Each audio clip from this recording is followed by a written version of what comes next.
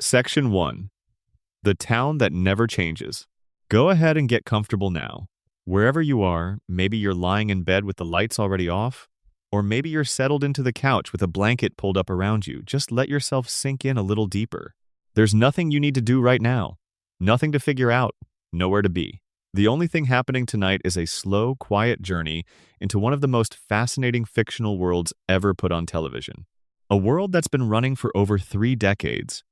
A world full of secrets hiding in plain sight. We're going to Springfield tonight. Now, Springfield is one of those places that feels deeply familiar the moment you arrive. You know the layout almost instinctively, the nuclear power plant looming at the edge of town, the elementary school with its flickering fluorescent hallways, the bar on the corner where a man named Barney has been sitting on the same stool for what seems like forever. You know the family at the center of it all. The yellow-skinned, four-fingered family living at 742 Evergreen Terrace. Homer, the lovable disaster of a man who somehow keeps his job and his family. Marge, patient and steady in a way that borders on supernatural. Bart, the 10-year-old with a skateboard and a permanent smirk.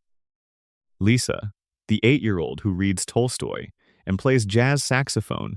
And little Maggie, always watching, always silent, always with that pacifier in her mouth. You've probably seen episodes of The Simpsons. Most people have. Even if you've never sat down and watched it deliberately, you've absorbed it through culture, through memes, through references, through the sheer omnipresence of the show. It has been on the air since 1989. Think about that for a moment. The show premiered before the fall of the Soviet Union. It was already airing when the first Gulf War began, when the internet was still a curiosity for academics and engineers, when a floppy disk was still a reasonable way to share files. And it's still going. 35 years, more than 700 episodes. And through all of it, through the Clinton years and the Bush years, through 9/11 and the financial crisis and a global pandemic, the family at 742 Evergreen Terrace has not aged a single day. Bart is still 10, Lisa is still 8, Maggie is still a baby, Homer still has that same ring of hair around his head. Marge's blue tower of hair hasn't come down an inch. Time in Springfield simply does not move forward the way it does everywhere else. And that's where the theories begin. Because when something doesn't make sense, when a show runs for 35 years, and the characters refuse to grow old, human minds do what human minds always do. They reach for explanations. They start asking questions. They look for patterns in the background, in the throwaway lines, in the moments that were never meant to be examined this closely. And what they find, when they look closely enough, is genuinely extraordinary. The Simpsons is one of the most analyzed pieces of media in history. Not just by film students or critics, by ordinary viewers who watched an episode at midnight and suddenly couldn't stop thinking about something they noticed. A date on a gravestone that didn't line up. A comment Homer made in the 4th season that seemed to contradict everything you thought you knew about the show's timeline. A theory posted on a message board at 2 in the morning that spread like a quiet fire across the internet and never quite went out. Tonight we're going to walk through those theories together, slowly, no rush. We're going to let each one breathe, let it unfold at its own pace, because these ideas deserve that kind of attention. Some of them are strange, some of them are heartbreaking. Some of them are so elegant in their internal logic that you'll find yourself nodding along even though you know it's just a cartoon. But here's the thing about stories. The best ones are the ones you can't fully dismiss. The ones that plant a small seed of what if somewhere in the back of your mind. The ones that make a fictional world feel, somehow, a little more real. Let's start at the beginning. Or rather, let's start with the question that makes the beginning impossible to locate. Why doesn't Springfield age? The official answer, the one the writers have given in interviews, is simple creative pragmatism. A show that ages its characters has to eventually end. Bart would graduate from elementary school. Homer and Marge would face retirement. The children would become adults, and the show would have to become something else entirely. By keeping the characters frozen, the show can run indefinitely. It's a business decision more than a storytelling one. But that answer, satisfying as it is on paper, doesn't account for the way The Simpsons actually handles time within its episodes.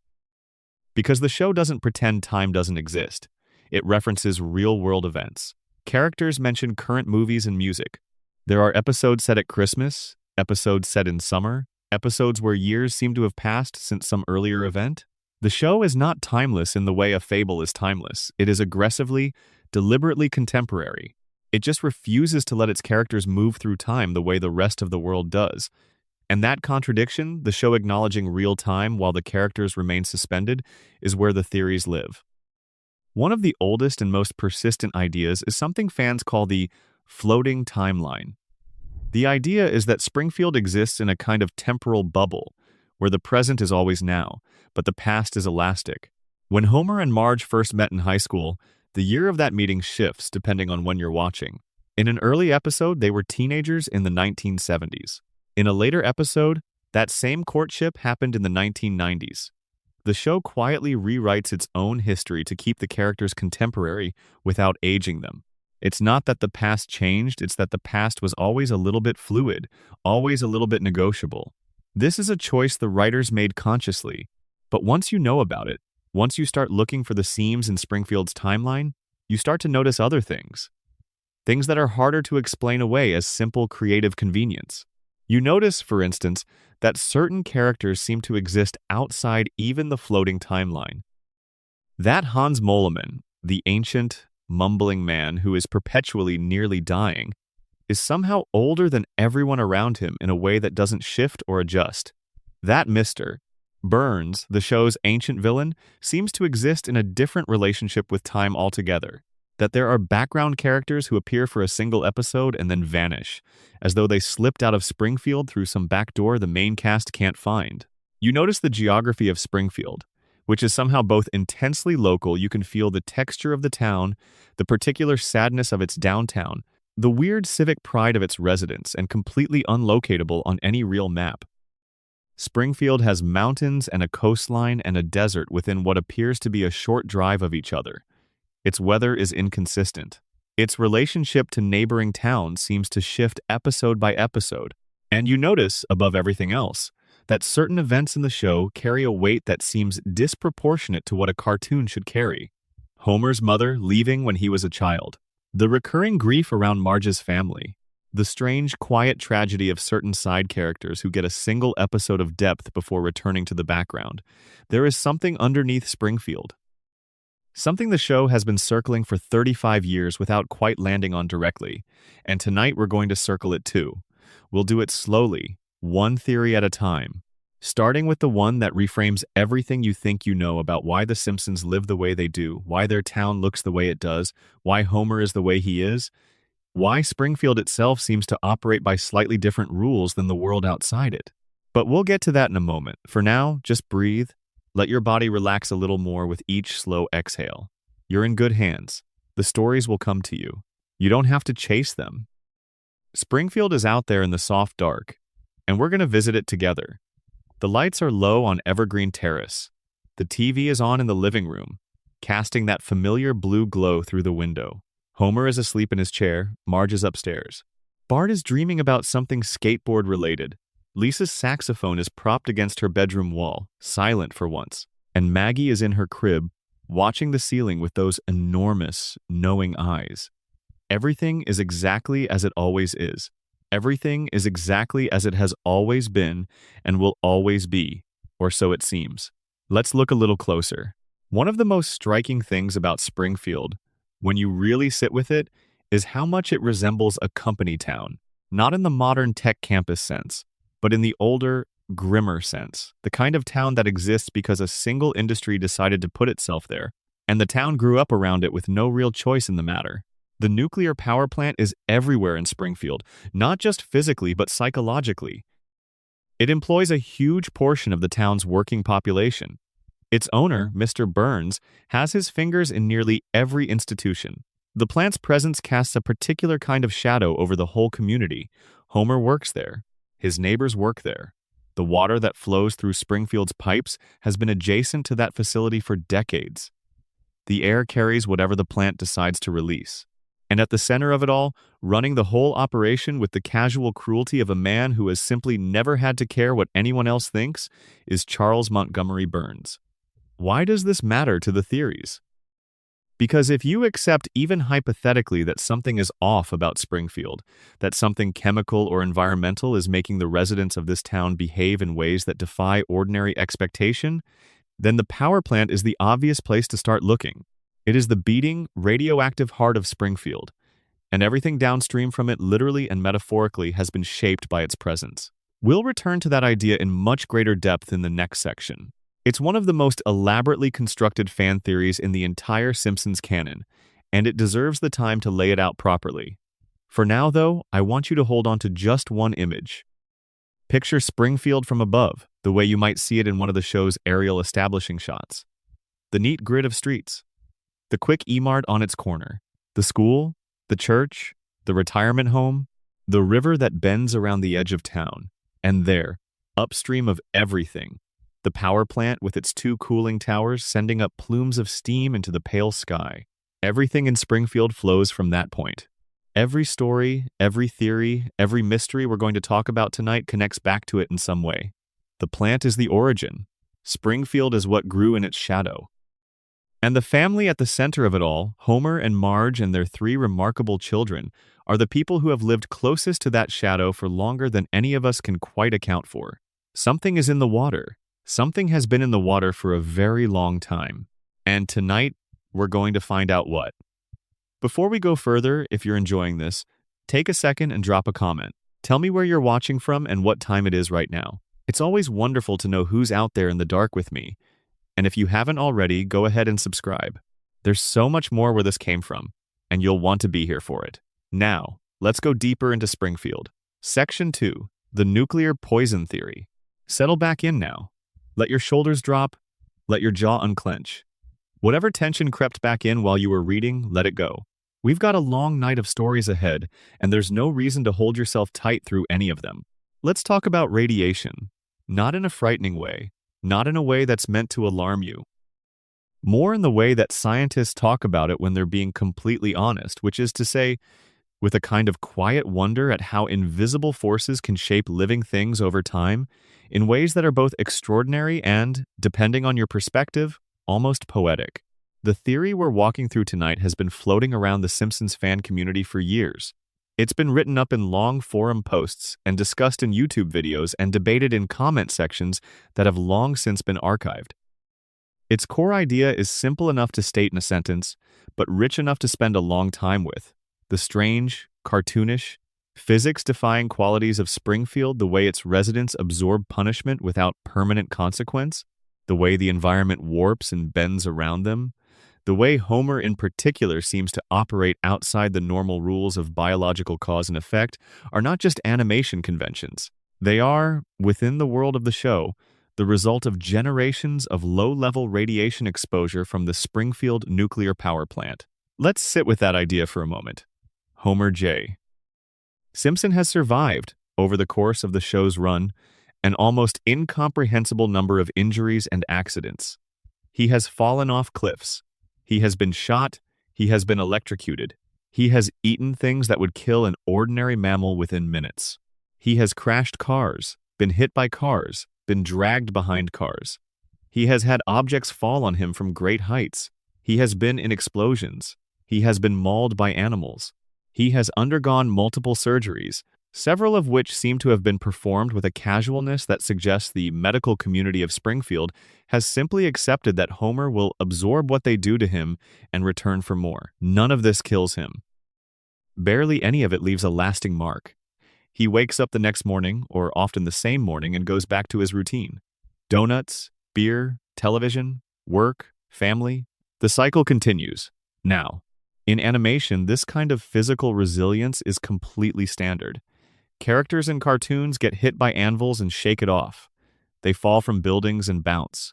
It's part of the grammar of the medium, a convention so deeply established that we don't even notice it as a convention, we just accept it and move on.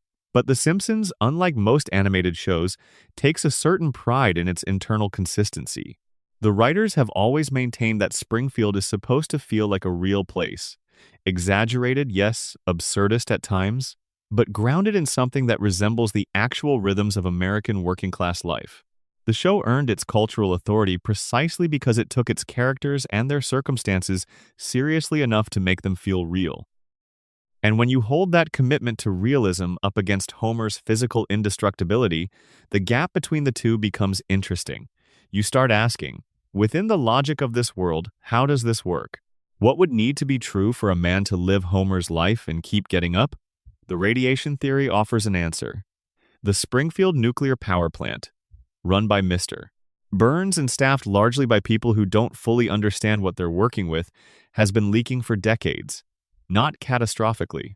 Not in a Chernobyl sense, there's no single disaster, no evacuations, no mass casualties. Just a slow, steady seepage. The kind of low-level environmental contamination that's hard to detect and even harder to attribute to a specific source. The kind that accumulates over years and generations in the soil and the water and the bodies of the people who live nearby. Homer has worked at the plant for decades. He often handles nuclear material with a carelessness that makes safety professionals wince. He's been exposed to radiation at levels that would, in the real world, have very specific biological consequences. His body, by this logic, has been absorbing and adapting to radiation for so long that it has become, in a very literal sense, different from an ordinary human body. Not superhuman in the cape-wearing sense, not invulnerable, but changed, altered at some deep cellular level in ways that manifest as an unusual tolerance for physical trauma, an unusual speed of recovery, an unusual robustness against the things that would lay an ordinary person flat. This would also explain, and here is where the theory gets genuinely interesting, some of Homer's cognitive characteristics. The show has made repeated jokes over the years about Homer's intelligence, or the apparent lack of it. He forgets things constantly. He makes decisions that seem almost willfully self-defeating. He has difficulty processing information, connecting causes to consequences, learning from experience in the way that functional adults generally do. In early seasons, Homer was written as a man of limited intelligence but genuine wisdom, someone who didn't read books but understood people, who made bad decisions but had good instincts when it mattered. As the show continued, his stupidity became more pronounced, more cartoonish, a running gag rather than a character trait. But there's a specific episode in season 10 that changes the way many fans read Homer's cognitive situation entirely. In that episode, it is revealed that Homer's skull contains a crayon, a literal crayon, lodged in his brain since childhood, slightly suppressing his intelligence. When the crayon is removed, Homer becomes measurably smarter. He connects with Lisa on an intellectual level they've never achieved before. He can follow complex arguments, engage with abstract ideas, appreciate things he previously dismissed.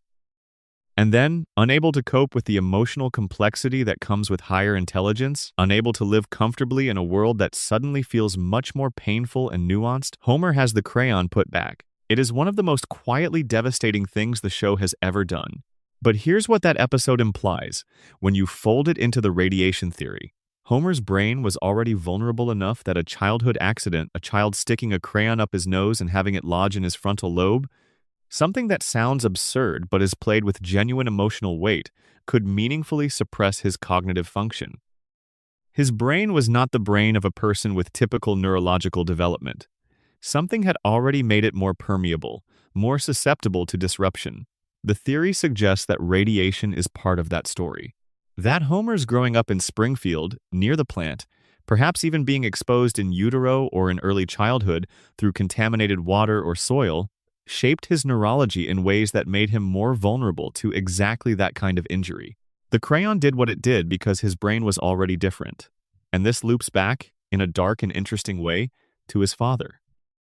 Abraham Simpson Grandpa, as the family calls him, is a man whose mind has been deteriorating for as long as we've known him. He lives in the Springfield retirement castle. He tells stories that wander into incoherence. He loses track of what he was saying mid-sentence. He conflates memories, invents memories, seems to inhabit a slightly different version of reality than the people around him. The show plays this mostly for comedy. Grandpa is a buffoon, a relic, a figure of gentle mockery. But if you read his cognitive decline through the lens of decades of environmental radiation exposure, if you imagine a man who worked in and around nuclear facilities, who lived his whole life in Springfield's contaminated water table, who never had any particular reason to be cautious because nobody told him he needed to be, then what looks like slapstick old age starts to look like something a little more specific. A little more like what prolonged exposure to certain environmental toxins actually does to the human nervous system over decades. The Simpsons, by this reading, is not just a comedy about a dysfunctional family. It is, hidden inside the comedy, a portrait of a community that has been quietly, incrementally poisoned by the institution that sustains it economically. The plant gives Springfield its jobs and its identity. It also gives the town something it has never fully reckoned with, something that shows up in the way its people think and feel and age and recover from harm. This reading is, of course, a deliberate piece of fan interpretation. The writers didn't sit down in 1989 and decide that their show would be a meditation on industrial contamination. The gags about radiation are mostly just gags. Homer's resilience is an animation convention. Grandpa's senility is a comedy device. But the best fan theories aren't the ones that claim the writers secretly planned everything. They're the ones that find a coherent reading hiding inside what the writers actually made a reading that makes the material more interesting, that reveals a shape you couldn't unsee once you've spotted it. And the nuclear contamination theory does exactly that. Once you have it in your head, Springfield looks different. The power plant at the edge of town stops being just a backdrop and becomes something more like a character, a slow, patient, ever-present force that has been shaping everything around it for longer than anyone has been paying attention. Let's think about the town itself for a moment. Not just the people, but the physical place. Springfield is, by any reasonable assessment, not a prosperous town. Its downtown has a slightly faded quality, a sense of better days that may or may not have actually existed. Its civic institutions, the school, the hospital, the police department function at a level that politely could be described as maintaining. There's a kind of ambient lowness to the expectations people seem to have for their own lives. Not despair, exactly. More like a deep, comfortable accommodation to circumstances that another community might have pushed back against. This, too, fits a particular model of company towns and industrial communities. Places where a single large employer provides enough economic stability to keep people from leaving, but not quite enough to let them thrive. Places where the air and water have been quietly compromised for so long that the people living there have simply built their sense of normal around the compromise. Where health issues that might elsewhere prompt investigation are just part of life, part of the deal. The three-eyed fish is the show's most famous environmental joke, Blinky, the mutant fish pulled from the river that runs past the nuclear plant, who makes a brief but memorable appearance in a fourth-season episode that involves Mr. Burns running for governor. The fish becomes the centerpiece of a political scandal, evidence of the plant's environmental impact, and then is quietly forgotten about as the episode resolves and the show moves on. But in the theory we're building tonight, Blinky isn't a throwaway gag. Blinky is evidence. Blinky is the thing you can hold up and say, this is what happens to living things in Springfield's water. This is what the river does to creatures that live in it. And Homer drinks this water. Marge drinks this water. The children drink this water. The three-eyed fish swims through the theory as a kind of symbol, small and almost funny, but pointing towards something that isn't funny at all once you start following the pointing. Now, let's be careful here, because the theory has another dimension that I want to address carefully. It's one thing to say that radiation explains Homer's physical resilience and cognitive eccentricities, but the theory, in its more expansive versions, reaches further than that. It suggests that the entire ethos of Springfield, the way its residents accept the absurd as normal, the way they process genuinely disturbing information with a shrug, the way they can hold wildly contradictory beliefs without apparent cognitive dissonance, is itself a symptom of long-term environmental exposure. This is where the theory gets philosophically interesting, and also where it becomes important to step back slightly and appreciate it as metaphor rather than literal claim. Because what the theory is really describing, at this level, is the way that communities accommodate harm. The way that people who live near things that hurt them, industrial facilities, contaminated water, polluted air, develop a psychological relationship with that harm that makes it livable. They normalize it. They integrate it into their identity. They make jokes about it. Springfield is full of jokes about the nuclear plant. Homer makes jokes about his own job. The whole town, in a sense, has a humorous relationship with the thing that is slowly reshaping it. And humor, this is something The Simpsons has always understood at a deep level, is one of the primary ways that human beings metabolize circumstances that would otherwise be unbearable. You laugh at the three-eyed fish because the alternative is to sit with the full weight of what that fish represents. You laugh at Homer's near-death experiences because the alternative is to ask what it means that a man can live like that. The nuclear contamination theory, in its deepest reading, is a theory about how The Simpsons uses comedy to process industrial-age anxiety. It is hiding something real inside something funny. And that hiddenness is not accidental, it is, in fact, the whole mechanism. Let's carry one more thread from this theory before we move on. Maggie, the baby, the silent, watchful one. The one who has been in that crib for 35 years, always observing, rarely participating, almost never speaking. There is something strange about Maggie that the theory illuminates in a particular way. Maggie is, by any measure, an unusual baby. She has demonstrated, on the few occasions when she's been in situations that demanded it, a capacity for decisive, effective action that seems wildly beyond what a one-year-old should be capable of. She has fired a gun with apparent intent and accuracy. She has found her way home across Springfield alone. She has demonstrated what can only be described as problem-solving intelligence in situations where the adults around her were helpless. The official read is that Maggie is just a plot device, that her occasional moments of competence are gags, that you're not supposed to take them as evidence of anything. But within the radiation theory, there's a more poetic interpretation, that Maggie's development has been altered in the opposite direction from Homer's. That whatever the environmental conditions of Springfield do to the people living there, in Maggie it has produced not cognitive suppression, but something like cognitive acceleration, an infant who is beneath the surface, not quite an infant in the ordinary sense. We'll come back to Maggie in much greater depth in her own section. She deserves the time. For now, just hold the idea lightly, that Springfield's most silent resident may also be its most aware. The theory of nuclear contamination is, at heart, a story about inheritance, about what gets passed down in water and soil and air, about what communities absorb without choosing to, and how those absorptions shape the people who live inside them. Homer inherited something from Springfield that made him who he is. His children are inheriting something too, and whatever the plant at the edge of town is slowly releasing into the world, it has been doing so for long enough that it is simply, irreversibly, part of what Springfield is. That's a heavy thought.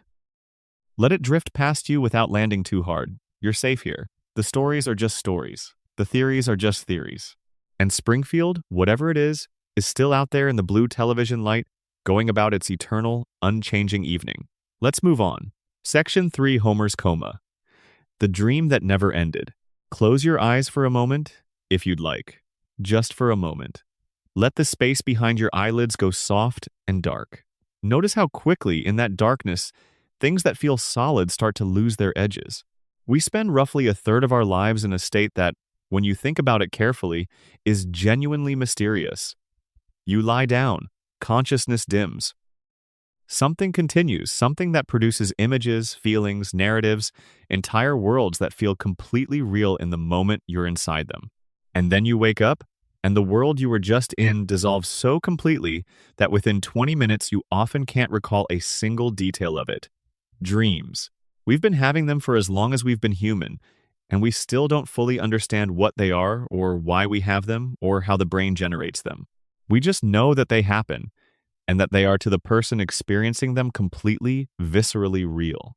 Tonight's theory begins in the first scene of the series, the very first episode, which aired on the 17th of December, 1989. Before we even meet the family properly, before we've settled into Springfield and started to feel at home there, something happens that a certain subset of fans has spent decades insisting is the key to understanding everything that comes after.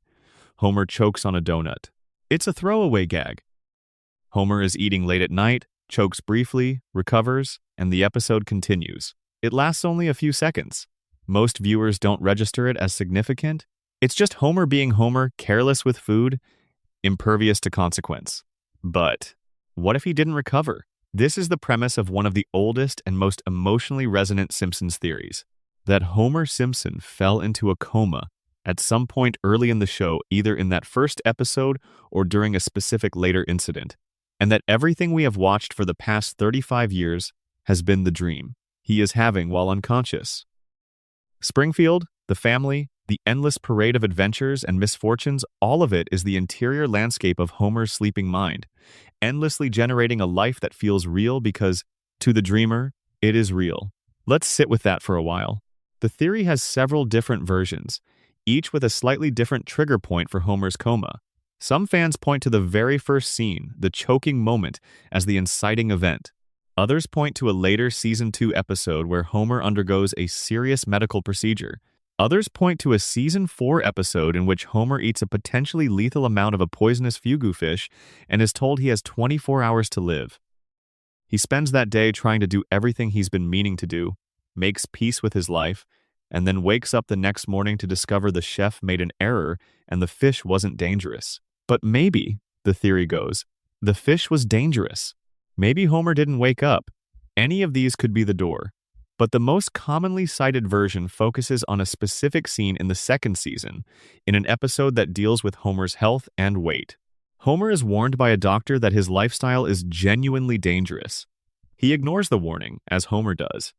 At the end of the episode, he collapses. The screen cuts to black. And then the theory argues everything we see after that is Homer's dream. Now, this kind of theory, the "it was all a dream" structure, is often dismissed as too simple, too easy, a get-out-of-jail-free card for any fictional inconsistency. And in a lot of contexts, that dismissal is fair. "It was all a dream" is one of the laziest narrative devices a story can reach for, a way to undo consequences and sidestep the hard work of internal consistency. But the Homer's coma theory is more interesting than that dismissal allows, because it doesn't use the dream framing to explain away the show's inconsistencies. It uses those inconsistencies as evidence. The theory looks at the things that don't make sense in Springfield: the floating timeline, the characters who don't age, the physics-defying events, the way consequences don't stick, the way the same crises repeat without fundamentally changing anything, and says, this is what dreams are like. This is exactly what a dreaming mind does. Dreams loop. They return to the same locations, the same conflicts, the same characters, without making real progress. You might dream about your childhood home dozens of times over the course of your life, and each time you arrive there, it is slightly different. Different layout, different atmosphere, different combination of people who have no business being in the same room, but it always feels, while you're dreaming it, completely continuous and real. That's how Springfield works. That's the logic of the floating timeline. Dreams feature characters who behave inconsistently, who change personality between appearances, who are sometimes deeply important and sometimes just scenery. That's how Springfield's supporting cast works. Apu, Barney, Mayor Quimby, all the others who sometimes carry entire episodes and sometimes just stand in the background. In a dream, the people who populate your world are there because your subconscious needs them, not because they have independent existence. Dreams return obsessively to certain themes: fear of death, fear of loss, the desire to be loved, the desire to matter. And look at what The Simpsons returns to, episode after episode, year after year. Homer's fear that he is failing his family, Homer's fear that Marge will leave him, Homer's love for his children and his terror that he isn't worthy of them. These are not just plot themes, they are, if you follow the coma theory, the emotional content of a man's deepest unconscious. These are what Homer, lying in a hospital bed somewhere in the real Springfield, is working through in the only way available to him. In the dream, Homer gets to do it all over. He gets to try to be a better husband, a better father, a better man. He gets to have adventures. He gets to save the day sometimes. He gets to feel again and again the particular warmth of a family that loves him in spite of himself. And when he fails, when he hurts Marge or lets Bart down or misses one of Lisa's moments, the dream resets. The floating timeline kicks in. It's tomorrow again, and he can try once more. There is something almost unbearably tender about this reading. If you follow it through to its implication, then every episode of The Simpsons is not a TV show. It is a man's interior life.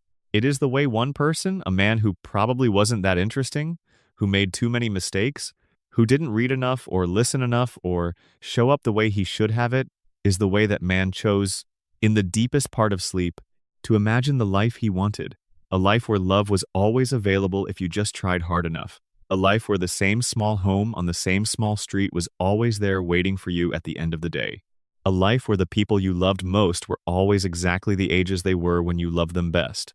Bart at 10, Lisa at 8, Maggie in her crib, Marge in the kitchen with her blue hair and her patience. The yellow house, the couch, the television with its blue light, always there, always waiting. Because that's what the dreaming mind does with what it loves. It keeps it. It holds it in suspension, safe from time and change, retrievable whenever the dream begins again. Let's talk about some of the evidence the theory's proponents like to cite, because it's more substantial than you might expect. One of the most often cited pieces of evidence is the show's relationship with death. Characters in The Simpsons die with some regularity, not main characters, but recurring figures, side characters, background faces that have been around long enough to have names. Maude Flanders, Ned's first wife, died in a notable episode, and the show handled that death with genuine weight. Dr. Nick Riviera, the running gag incompetent doctor, was seemingly killed in the Simpsons movie and then quietly appeared again in later episodes. A number of characters who have died have simply returned without explanation, their deaths as unremarked upon as if they never happened. In a dream, that's completely normal. The dead come back. People who are gone return. The rules that govern the waking world, the permanence of endings, the finality of loss, do not apply in the space behind closed eyes. Another piece of evidence is the show's relationship with its own rules. Early in the series, there were things that were simply established facts. Marge and Homer met in high school. Bart was born at a specific time. Certain events happened in a certain sequence. As the show continued, these facts changed. Quietly, without announcement, the backstory shifted. New episodes contradicted old ones. The official response was always, "Floating timeline? Don't worry about it." But dreams do this too. Dreams contradict themselves without embarrassment. In a dream, you might have a sister you've never had in waking life, or live in a city you've never visited, or remember an event that didn't happen. The dream doesn't apologize for these contradictions, it just continues. The most compelling evidence, though, is the one that goes deepest: the emotional logic of Homer's character. Here is a man who is, by objective measure, not very good at most of the things that matter. He is an incompetent employee. He is a careless homeowner. He is frequently selfish, frequently dishonest, frequently absent in ways that real damage. He is not a role model by any reasonable standard, and yet the show insists on him, returns to him, lets him win, sometimes. Lets him have moments of grace, moments where he gets it exactly right, where he shows up at the exact right moment with the exact right word, where you see why Marge married him and why his kids love him despite everything. The show refuses to fully condemn Homer even when he fully deserves condemnation. In a straightforward TV reading, this is just good character writing. You need your protagonist to be flawed but redeemable, difficult but lovable, consistently in some kind of relationship with better instincts even when he's not following them.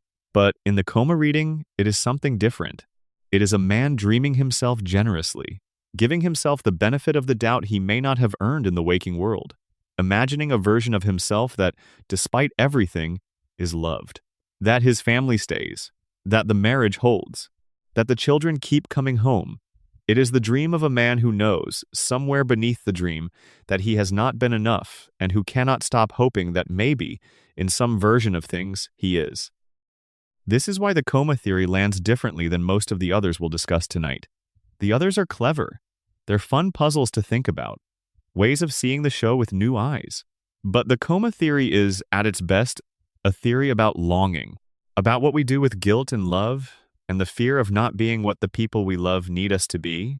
Springfield is Homer's dream, because Springfield is exactly what a certain kind of ordinary, imperfect person would dream when they close their eyes and let themselves imagine the best possible version of their actual life. The yellow house is there in the dark. The door is always unlocked. The family is always home. He just has to dream it enough times that it starts to feel true. Now, the counter-argument, before we leave this theory behind, is worth acknowledging, because not everyone finds the coma reading satisfying. Some fans find it reductive. It takes a show with 35 years of carefully crafted episodes and collapses all of it into the hallucination of a single unconscious man. It robs the other characters of their independent existence. If it's all Homer's dream, then Marge and Bart and Lisa are not people, they are projections. They don't have inner lives separate from Homer's perception of them. They only exist to the extent that Homer's dreaming mind generates them. For some fans, that's too high a price to pay for the elegance of the theory. They'd rather have a messy, contradictory show with real characters than a coherent theory that turns everyone except Homer into furniture. It's a fair objection, and it points toward what all the best theories about Springfield ultimately are: choices about where you want to stand in relation to the show, what you want it to mean, what kind of story you need it to be. For some people, Homer's coma theory is the key that unlocks everything. For others, it's just a very elaborate way to make yourself cry about a cartoon. Both things can be true. Let yourself drift a little. The lights are dimmer now. Homer is still sleeping somewhere in the real world, or the dream world. It's getting hard to say which. Marge is watching over him. The children are safe. Everything loops back to the beginning. Everything is fine. Let's move forward. Section 4. Who really shot Mr. Burns? Take a slow, easy breath. Let your thoughts wander for a second, then gently bring them back to Springfield, back to the quiet. We've talked about radiation, and we've talked about dreams. Now let's talk about a crime. In the spring of 1995, The Simpsons aired the first half of what became its most famous cliffhanger. The season 6 finale, titled Who Shot Mr. Burns? Part 1, was a cultural event, the kind of moment that, in the era before streaming and social media, actually made people stop what they were doing and pay attention. It was advertised weeks in advance. It generated national conversation. It was, for a single summer, genuinely the most talked about unsolved mystery in American popular culture. The setup was deliberately Agatha Christie. Mr. Burns, the owner of the nuclear power plant, had spent the episode making enemies of essentially every named character in Springfield. He had stolen oil from the school. He had blocked out the sun, literally, with a device that would have forced Springfield citizens into total dependency on his power plant. He had been cruel and dismissive to an almost theatrical degree, even by his own standards. And then, at the end of the episode, he was found shot in the town square, and the camera panned across every character who had reason to want him dead. The summer of 1995 passed. Everyone speculated. The solution revealed at the start of Season 7 was, depending on your view of these things, either a brilliant subversion or a profound disappointment. It was Maggie, the baby. The silent, one-year-old infant who had never fired a gun before and who had, by the logic of the episode, wandered into Burns's car, been startled when he tried to take her lollipop, and discharged the weapon accidentally. Burns survived. The charges were dropped because no jury in the world would convict a baby, and the whole episode resolved in a way that was simultaneously completely surprising. Nobody guessed Maggie and kind of infuriating, because if the baby did it accidentally, was there actually a mystery to solve at all? The writers were open about the fact that they had structured the cliffhanger without a preordained solution. They generated leads throughout the episode pointing in multiple directions, then decided on Maggie afterward. This is confirmed by the commentary, by interviews, by the general folklore of the show's production. But the fan community, bless them, has never fully accepted this.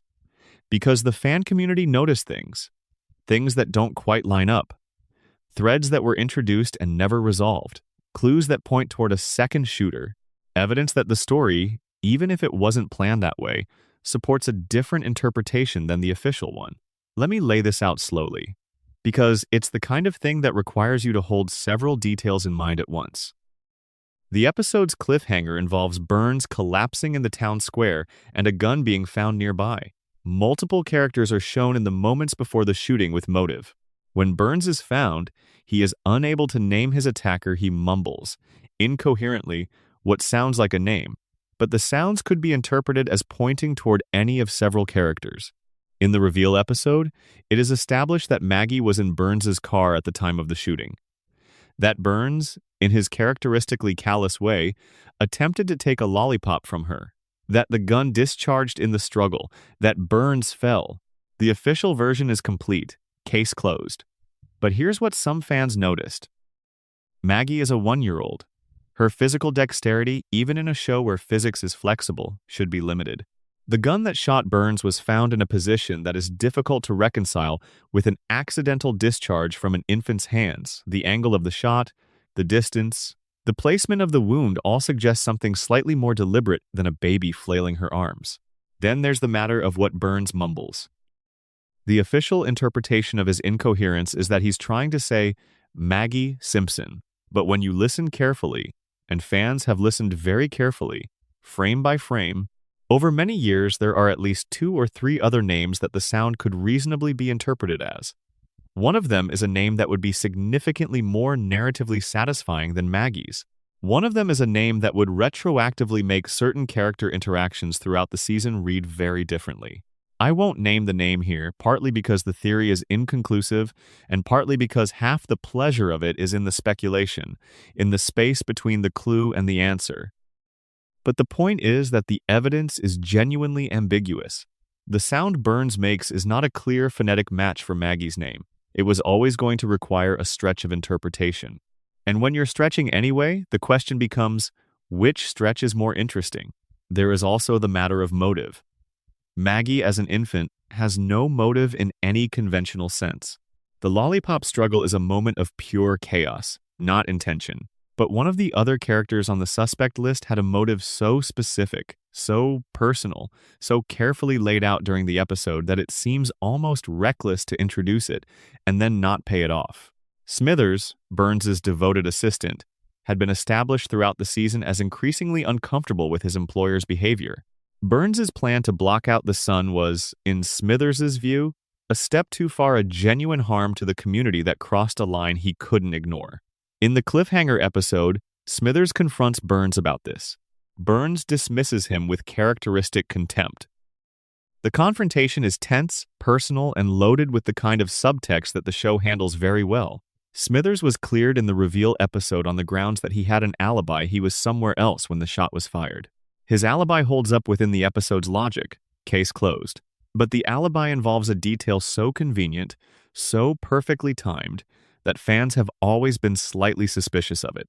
The kind of suspicion that's hard to articulate precisely because it's not about a factual error. The alibi is internally consistent, but about a feeling. The feeling that Smithers's arc in that season was pointing somewhere that it never quite arrived. The double shooter theory, in its most elaborate form, suggests that there were 2 moments of violence against Mr.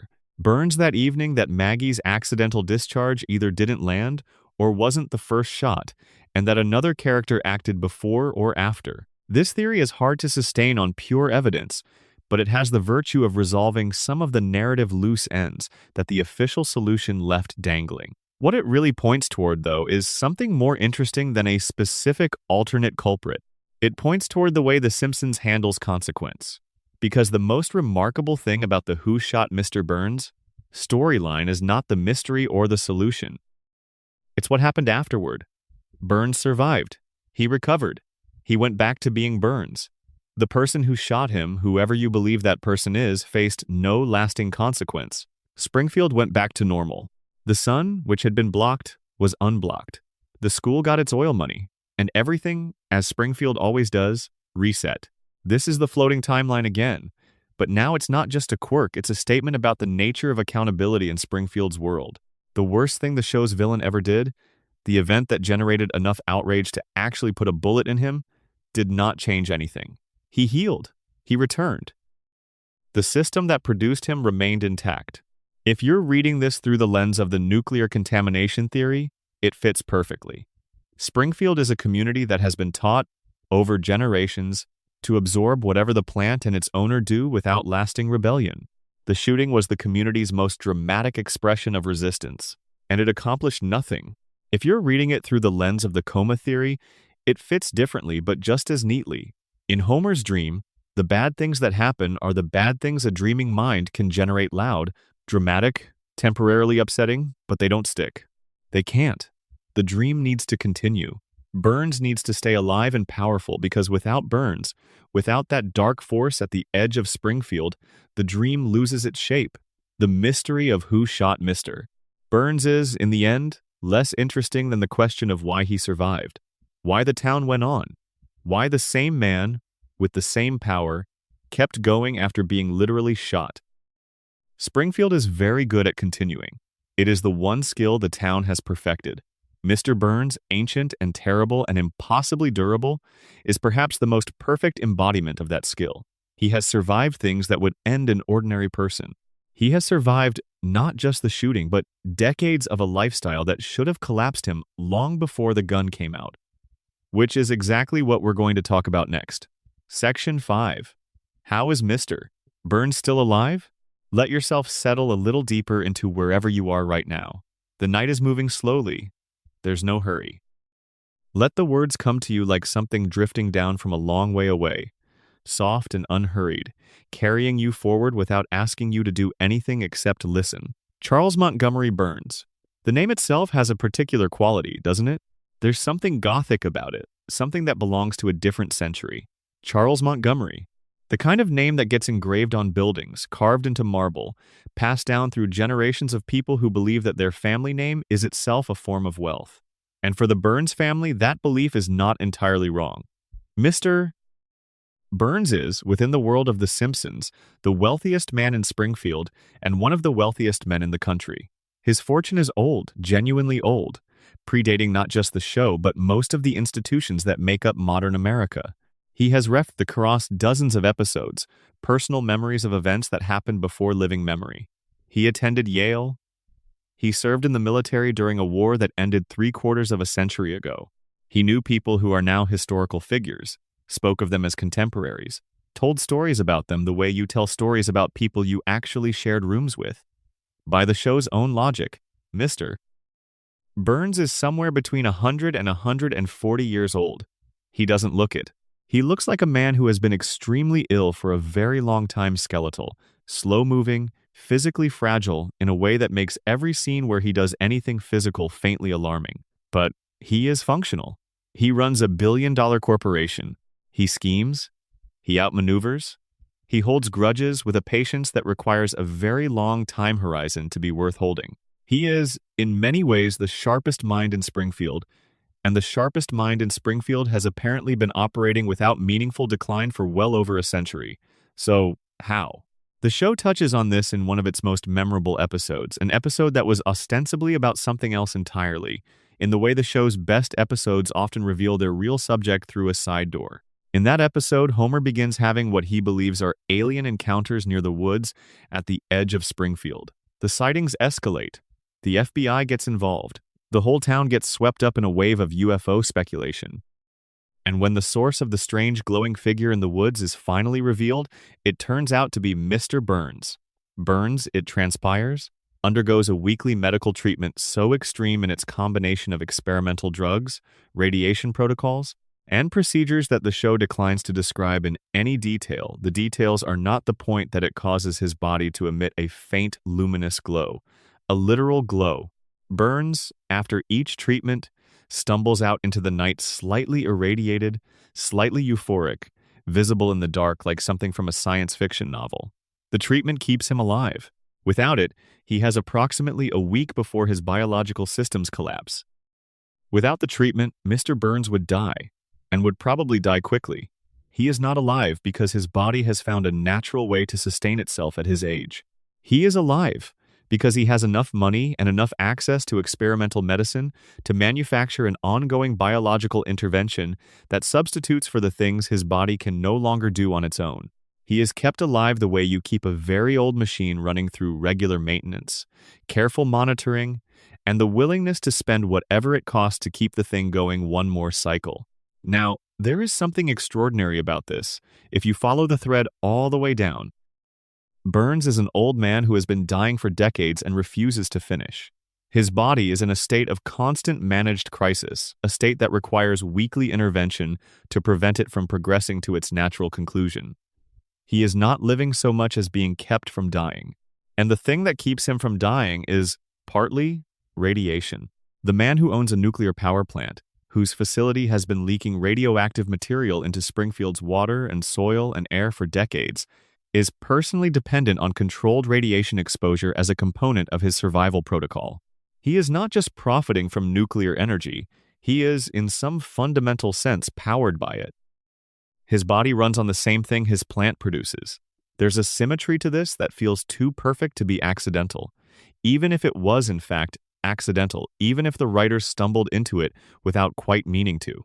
The man at the top of Springfield's nuclear hierarchy is himself nuclear, in a sense. He is the logical conclusion of the system he built. He took a resource that he weaponized against the environment and against the bodies of the people in his community, and then he turned it inward, used it to sustain his own existence past the point where existence should naturally end. But even setting aside the radiation component, there is something about Burns's relationship with his own mortality that deserves its own examination. Because the show has depicted Burns dying, or nearly dying, or existing in states that are functionally indistinguishable from dying, more than almost any other character, he collapses. He has medical emergencies. He survives the shooting we discussed in the last section with what should be fatal injuries. He has been, by the show's own count, diagnosed with virtually every known disease, simultaneously a condition his doctor describes as a kind of biological gridlock where the diseases are all competing for dominance and therefore none of them can win. This is played for absurdist humor, as most medical content in the show is, but it describes something real, a body under so much sustained assault from so many simultaneous sources that it has developed a kind of immunity to any single threat. Whatever is killing Burns today is being held in check by everything else that is also killing Burns. He is too sick to die from any one thing because he is too sick from everything. There is something almost philosophical about this. Burns as a character is the embodiment of systems that sustain themselves by their own complexity. Too many competing forces for anyone to gain dominance. His body mirrors his business practices. He has spent a century building a web of interests so complex, so mutually dependent, that no single failure can bring the whole thing down. His power structure and his immune system operate on the same principle. There's also the question of what Smithers knows and what Smithers does. Wayland Smithers is Mr. Burns's assistant. This is well established. But the depth of Smithers's role in Burns's life extends well beyond scheduling and correspondence. Smithers manages everything. He ensures the medical treatments happen on schedule. He monitors Burns's physical state with an attention that borders on clinical vigilance. He knows, intimately, the details of the protocol that keeps Burns alive. When Smithers is absent when the show puts him in situations where his access to Burns is interrupted, Burns deteriorates visibly and quickly. Smithers is, by this reading, not just devoted to Burns emotionally. He is functionally necessary to Burns's survival. He is the human component of Burns's life extension system, the person who bridges the gap between Burns's wealth and the actual administration of the treatments that wealth provides. Without Smithers's logistical competence and personal dedication, Burns's medical protocol would fall apart. And without the protocol, Burns would be dead within a week. This is the rarely discussed dark side of what the show presents as a comic relationship. Yes, Smithers's devotion to Burns has elements of unrequited love, of professional codependence, of a man whose identity has become so thoroughly wrapped up in his employer's life that he barely seems to have an independent existence. But underneath the comedy is a dependency that runs in both directions. Burns needs Smithers in a way that is genuinely existential. Smithers is not just keeping Burns's calendar. He is keeping Burns alive. And Smithers, presumably, knows this. The question the show never quite asks is what that knowledge does to a person over time. To be the singular, indispensable factor in someone's survival, to know that without you, the person you have devoted your life to would simply cease to exist, is not a comfortable thing to carry. It is a form of power, but a quiet, never acknowledged power, the kind that exists entirely in the space between what is said and what is done. Let's move from the mechanics of Burns's survival to something slightly more abstract, what Burns's impossible longevity represents within the show's larger symbolic vocabulary. Mr. Burns is old money. He is institutional wealth, the kind that accumulates across generations and eventually becomes indistinguishable from the structure of society itself. He is not just wealthy in the sense of having a great deal of money. He is wealthy in the sense that his wealth predates the contemporary world and has shaped it. He has been a player in American economic and political life for so long that his interests are woven into the fabric of the country at a level that individual regulation cannot touch. His longevity is, in this reading, not a medical curiosity. It is a metaphor. Old money does not die. Old power does not die. The institutions that allowed men like Burns to accumulate what they accumulated, the regulatory loopholes and political relationships and generational advantages that preserved their position, these do not die either. They adapt. They find new treatments. They sustain themselves past the point where natural processes would have ended them. Burns is what happens when wealth and power are allowed to compound without interruption for long enough. He is the logical endpoint of unchecked accumulation, a creature so old that his connection to any living generation is essentially theoretical. So entrenched in the infrastructure of the community, he exploits that removing him would cause the whole structure to collapse. So insulated from consequence that the shooting that should have been his ending was merely another thing to survive. He is not, as the show sometimes presents him, merely a villain. He is a condition. He is the state of Springfield as much as he is a character within it. And Springfield goes on around him, year after year, season after season, the same yellow faces and the same blue sky, and the same cooling towers at the edge of town. The plant keeps running. The treatments keep coming. The old man in the mansion on the hill keeps waking up every morning to find that, somehow, for another day, he is still here. Let's move on now, deeper into Springfield, to a character who exists at the opposite extreme from Burns' young, silent, still, and possibly the most extraordinary person in the whole town. Section 6, Maggie Simpson. The smartest person in Springfield. Let your breathing slow down a little more. In for a count of 4. Hold for a moment. Out for a count of 6. You don't have to count if you don't want to. Just let yourself breathe a little more deliberately for a moment, a little more consciously, and then let it go soft and automatic again. Good. Now, let's talk about the baby. Maggie Simpson is 1 year old. She has been 1 year old for longer than most of the people who watch the show have been alive. She sits in her high chair. She crawls across the floor. She sucks on her pacifier with that particular contemplative quality that the show has always given her, not the vacant contentment of an ordinary infant, but something that reads unmistakably as thought. The pacifier is the detail that matters most. Not the suck itself, but what happens around it. The pauses. The moments where Maggie's eyes track something across the room with a focus that goes well beyond the usual scatter of an infant's attention. The moments where she makes a decision, where she acts in a way that requires planning, anticipation, cause and effect reasoning, and then returns immediately to the pacifier, as though she just needed to step out briefly to handle something, and now she's back. There is a persistent fan theory, and then there is a deeper truth that the show itself has acknowledged in fragments, that Maggie Simpson is not what she appears to be. That beneath the developmental surface of a 1 year old, the crawling, the babbling, the dependence there, is a mind operating at a level that no infant brain should be able to sustain. That Maggie's silence is not an absence. It is a presence, a decision. Let's take the evidence in pieces. The shooting of Mr. Burns, which we discussed in the previous section, is the most famous piece of Maggie evidence.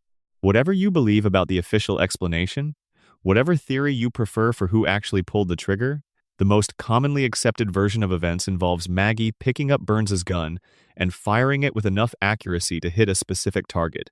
An infant. A 1 year old who has not yet developed the fine motor skills to reliably hold a spoon. The show tries to explain this away as an accident, as the gun discharging in a struggle over a lollipop. But the framing of the sequence, the way the camera watches Maggie in the aftermath, leaves room for something more intentional than an accident. And then, in the final shot of the episode, everyone else has left the room. Maggie is alone. She looks around carefully, deliberately, and she mimics the act of firing a gun with her pacifier. Pointed at nothing. A baby imitating something it witnessed? Possibly. Plausibly. That is what the official reading asks us to accept. But consider what that mimicry requires.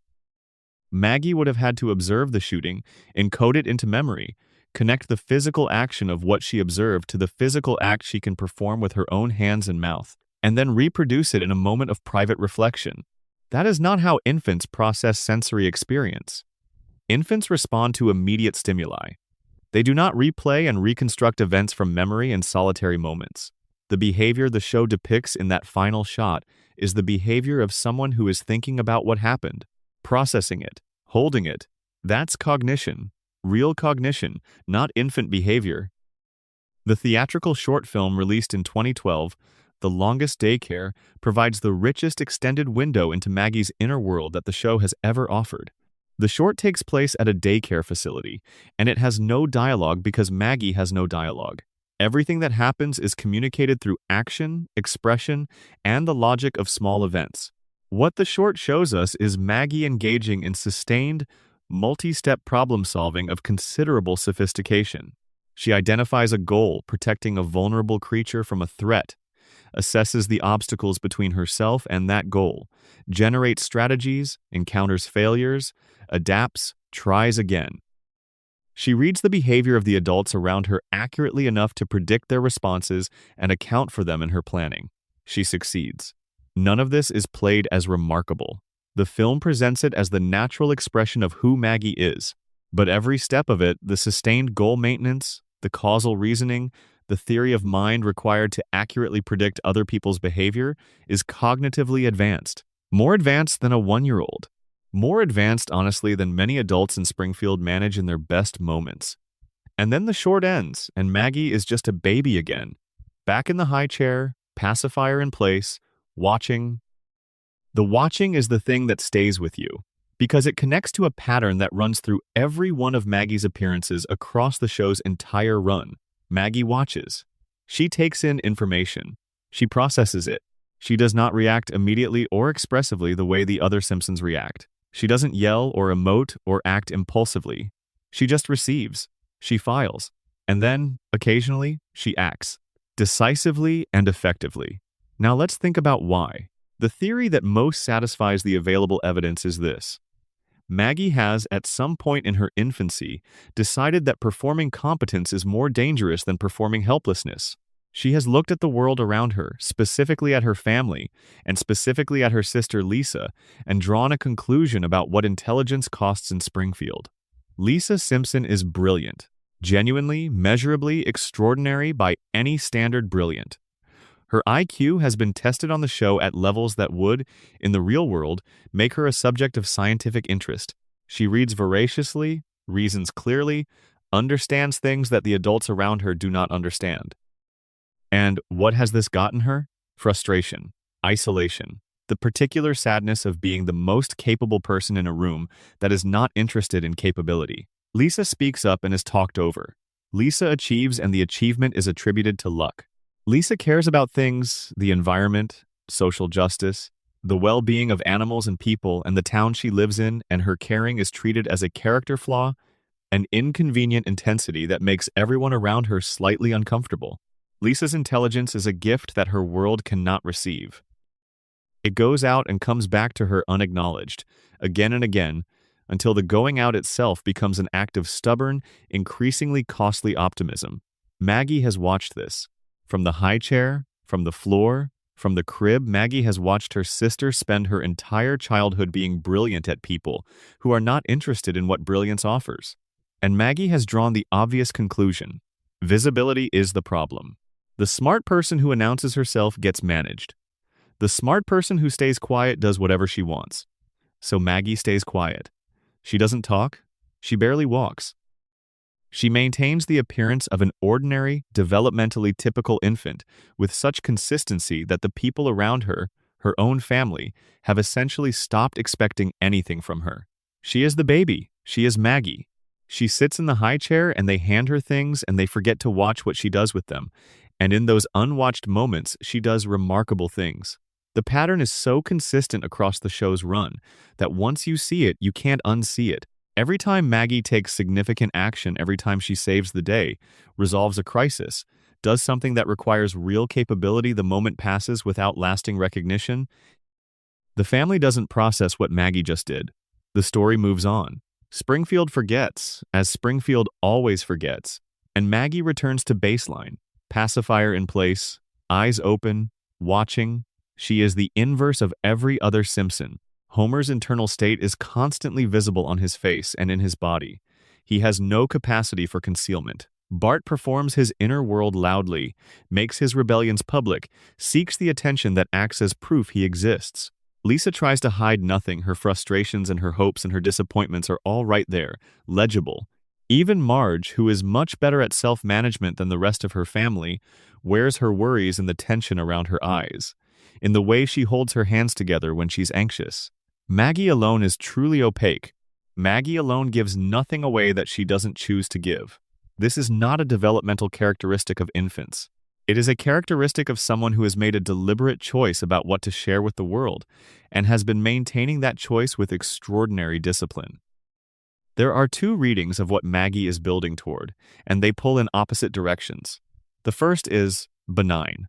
Maggie is waiting to grow up not in the literal sense, since no one in Springfield grows up, but in the sense of waiting for a moment when she can deploy what she is without the consequences that would come from deploying it too early. She's accumulating, watching, learning, mapping the town and its people and its power structures, and preparing for something that the show has never quite brought itself to depict. The second reading is darker and harder to dismiss. Maggie is not a benign presence in Springfield's power dynamics. She is an unknown quantity, and unknown quantities in systems built on control are dangerous. Mr. Burns controls Springfield through money and institutional power. The radiation, if the contamination theory is right, provides a secondary level of control through cognitive suppression. The collective amnesia of the community, the agreement not to notice what shouldn't be noticed, provides a third. These systems work together to keep Springfield exactly as it is, with exactly the people who have the power having the power. Maggie exists outside all of these systems. She is too young to be economically dependent. Her cognition, rather than being suppressed by the environmental conditions of Springfield, appears to have been amplified by them. She has already demonstrated a willingness to take direct physical action against the most powerful person in town when she decided it was warranted. In a different kind of story, Maggie Simpson would be the protagonist. She would be the one who figures out what's wrong with Springfield, who connects the nuclear contamination to the cognitive suppression to the deliberate institutional amnesia, who assembles the full picture and does something about it. She has the intelligence, she has the detachment, she has the patience to wait for the right moment that no one else in her family has ever displayed. But the show will not go there. The loop does not allow it. Springfield does not change. Characters do not grow. Maggie will be in her crib at the end of this episode and the next and the next, and the world she watches from behind her pacifier will remain exactly as it is. Unless.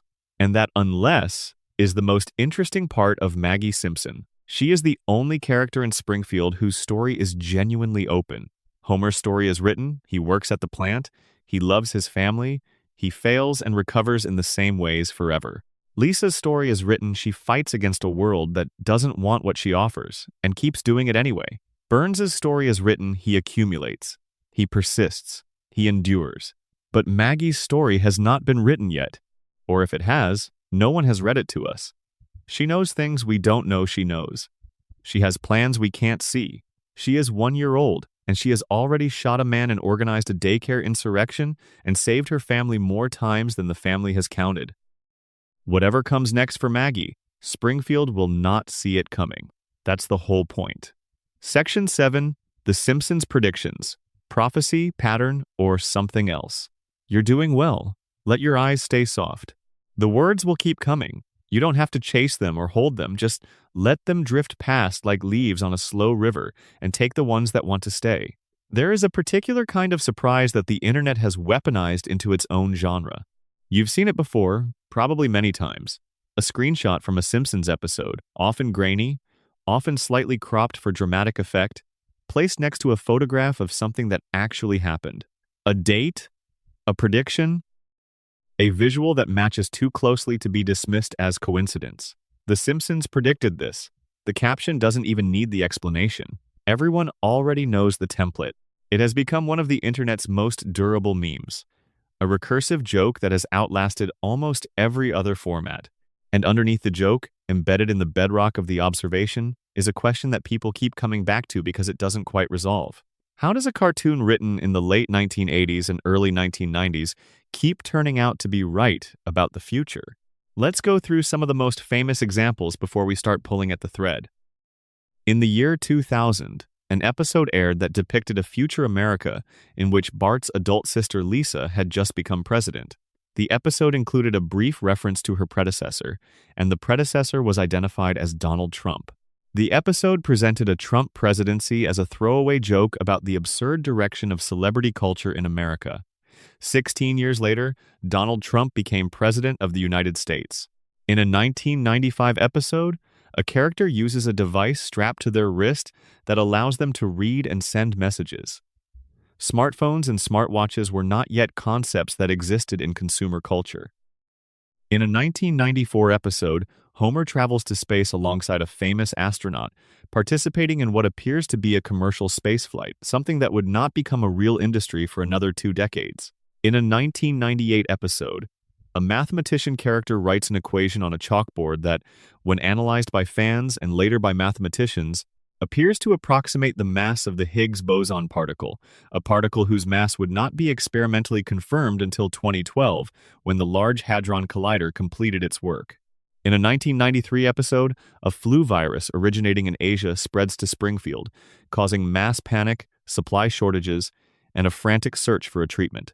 The parallels to a global pandemic that would happen 27 years later are, depending on your appetite for coincidence, either a remarkable accident or something harder to explain.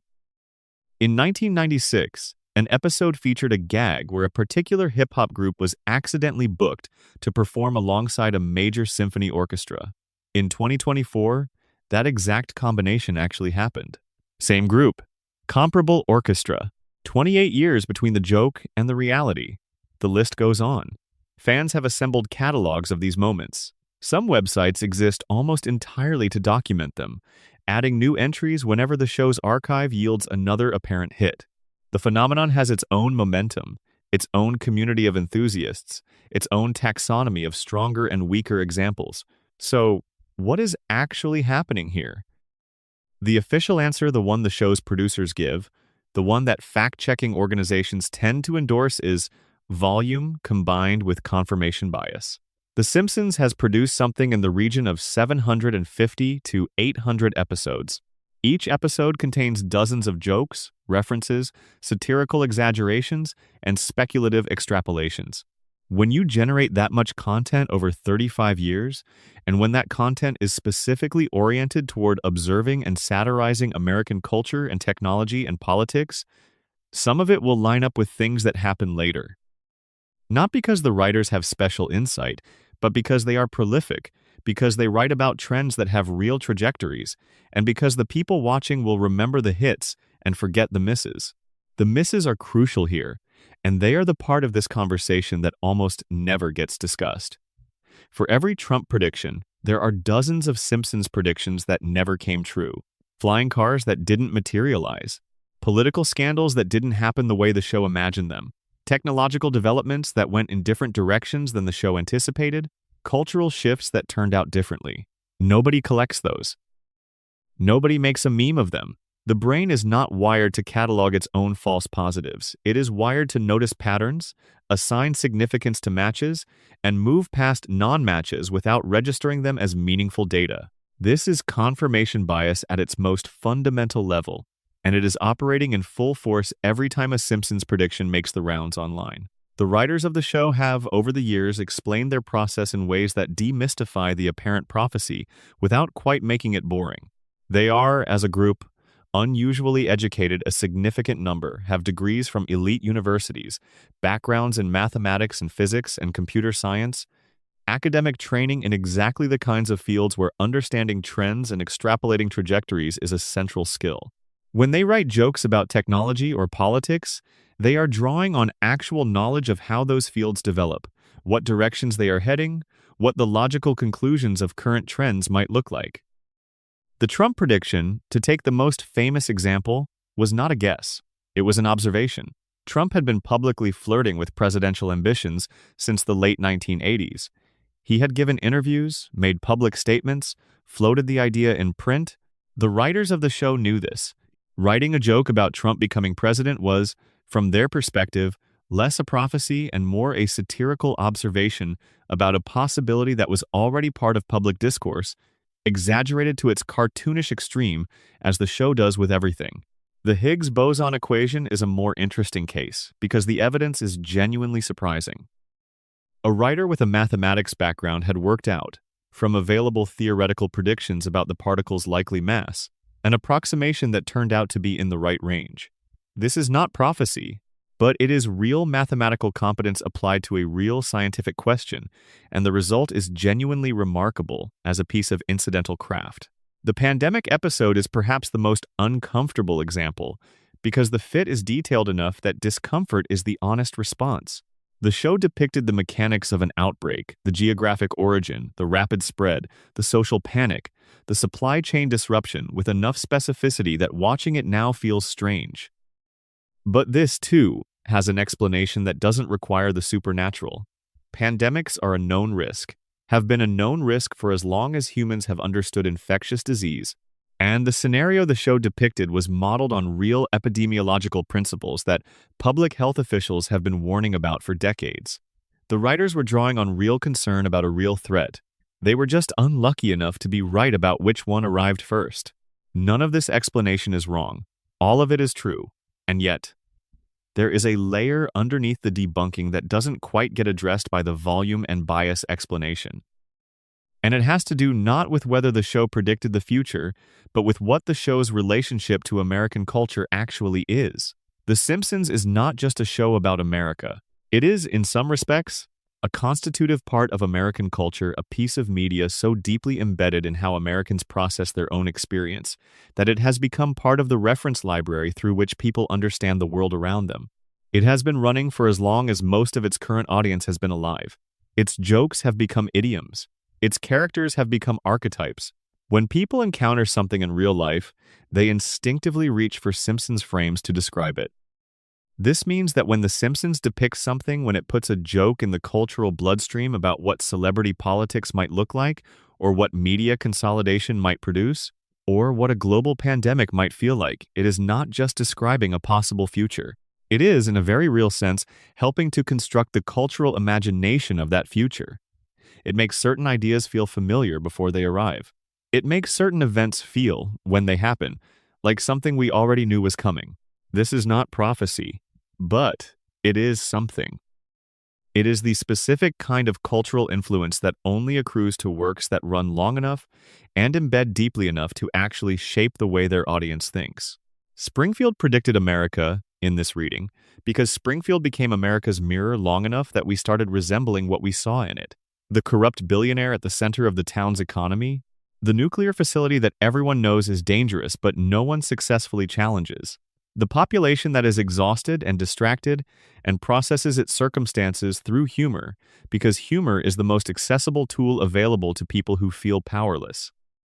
The loop that resets between episodes because nothing that happens ever quite changes the fundamental situation. This is not a prediction. It is a diagnosis. And the reason the predictions keep landing is not that the writers have special knowledge of the future. It is that the diagnosis has always been accurate, and the things it diagnoses keep showing up in new forms. America keeps being Springfield, and every time it does, someone finds the old screenshot. There is one more thing worth saying about the predictions before we move on, and it's the thing that sits at the center of what makes The Simpsons interesting as a cultural object rather than just a comedy show. The show's writers have said, in various interviews and commentaries over the years, that there are times when a prediction comes true and they do not feel clever. They feel something more complicated. Something that might be called the specific discomfort of having been right about something you were hoping was too absurd to ever happen. The Trump gag was written as an absurdity. A joke about the outer limit of American celebrity culture, the point at which the public's appetite for entertainment over substance became a governing principle. When it came true, it didn't feel like a triumph of the writing staff's foresight. It felt like the butt of the joke had wandered out of the television and into the real world, and the joke wasn't funny anymore. That's perhaps the most human thing about The Simpsons predictions. Not that they happen, but what it feels like when they do. The writers are not delighted by their own accuracy. They would have preferred to be wrong. They would have preferred that the extremes they depicted as satire stayed where satire belongs in the exaggerated world of Springfield, far enough from reality to be safely funny. Springfield is not a prediction of where America is going. Springfield is a portrait of where America always was. The show just drew it first. Section 8, Mona Simpson, the mother who vanished. Your breathing is slower now. The room is quieter. Whatever the day was, whatever it brought or took away, it belongs to earlier, and earlier is far from here. Let me tell you about a woman who was erased. For the first 6 seasons of The Simpsons, Homer's mother did not exist. This is not a spoiler or a theory, it is simply a fact about the show's early structure. Homer's family of origin consisted of his father, Grandpa Abraham Simpson, a man characterized by rambling, gentle eccentricity, and a history that grew more elaborate and contradictory with each telling. And his mother, a blank, a woman described, when she was described at all, as dead, gone when Homer was very young, a grave that Homer had presumably visited, a loss that Homer had presumably processed in the formative years of his childhood. The loss had shaped him. You could see it in Homer's character if you looked carefully enough, the clinginess, the desperate need to be loved, the way his face changed when Marge turned toward him versus when she turned away. The way he responded to any perceived threat to his family with a terror that went deeper than the specific situation warranted. Homer was, underneath everything, a man who grew up certain that people leave, that the people who are supposed to stay don't always stay, that the most devastating abandonment of all is the one that happens so early you can barely remember it, the one that just becomes the texture of everything that comes after. And then season 7 aired, and the woman who was supposed to be dead came back. Mona Simpson, Homer's mother, had not died. She had been living as a fugitive for 27 years, traveling the country under assumed names, never settling in one place long enough to be found by the people who were looking for her. She had not left Homer because she didn't love him. She had left because staying would have put him and his father in danger. The story the show tells about Mona's disappearance is, on the surface, the kind of story the show always tells: large, colorful, a little absurd in the details while being completely serious in the emotional core. Mona had, in the late 1960s, become radicalized.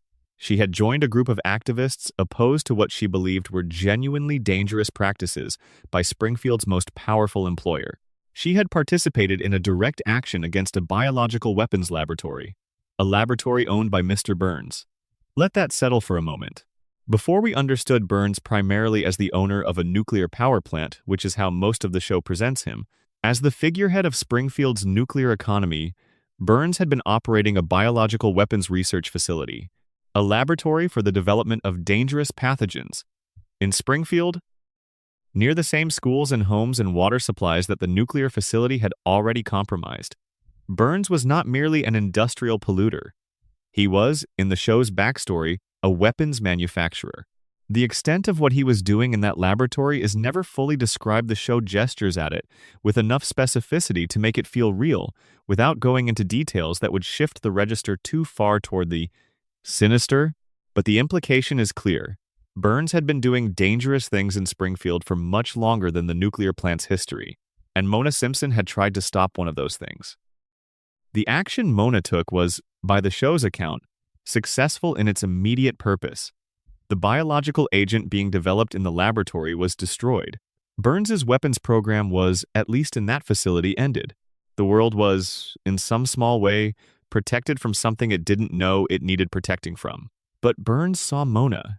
He identified her, and then he pursued her not as a matter of justice, but as a matter of personal vendetta for the next 27 years. He used his resources, his political connections, his relationships with federal law enforcement to keep her underground, to ensure she could never return to Springfield, never return to her family, never come home to the husband and the small son she had kissed goodbye while he was sleeping. Homer woke up and his mother was gone, and Burns had made sure she stayed gone. Now, the theory that this section wants to examine, and it's less a theory than a reading, an interpretation of canonical events that the show presents without fully drawing out their implications, is about what Burns's pursuit of Mona meant for Homer.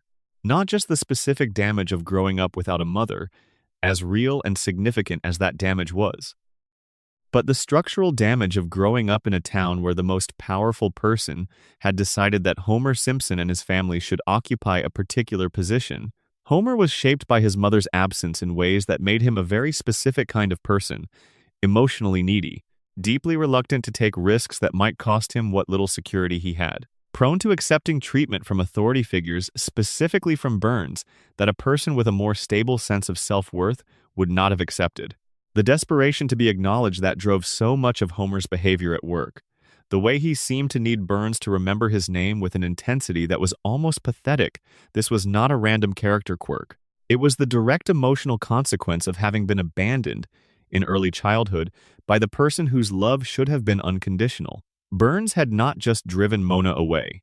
He had engineered the psychological conditions that made Homer the perfect employee.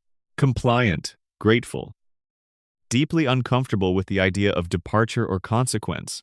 A man who would absorb whatever his employer did to him and come back the next morning because the alternative, being alone, being abandoned again, being the person nobody stayed for, was worse than anything the job could offer. This is not something the show spells out explicitly.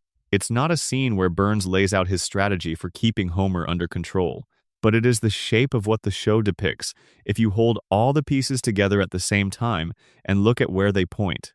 Burns broke Homer's family when Homer was a small child.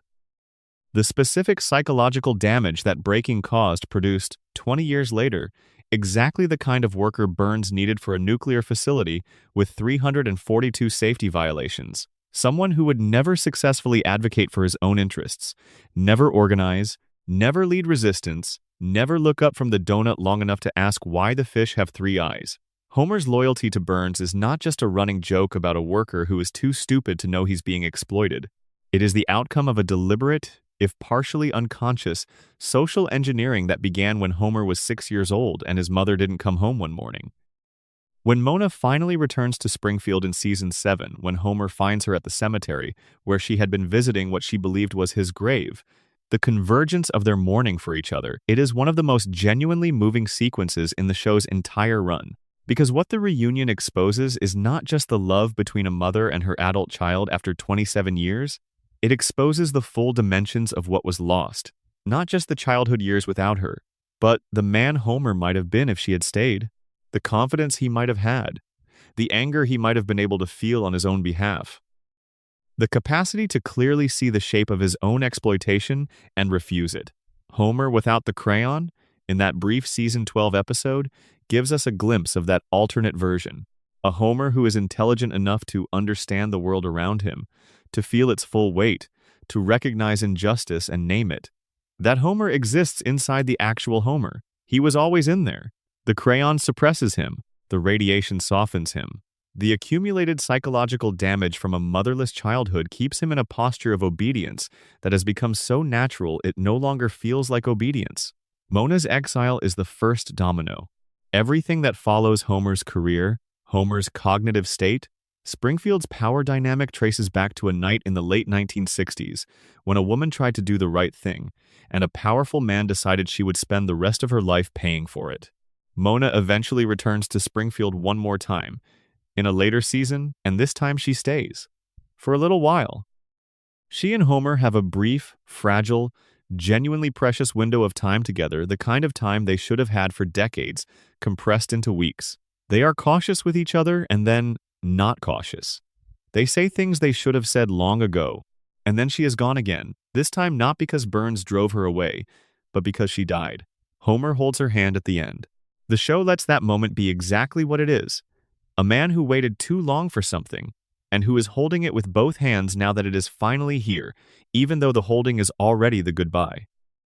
The Simpsons has, over its run, produced a handful of moments that transcend comedy entirely, that step fully into a register where what is happening is not funny, and is not meant to be funny, and the audience is simply asked to sit with it. Mona's death is one of those moments.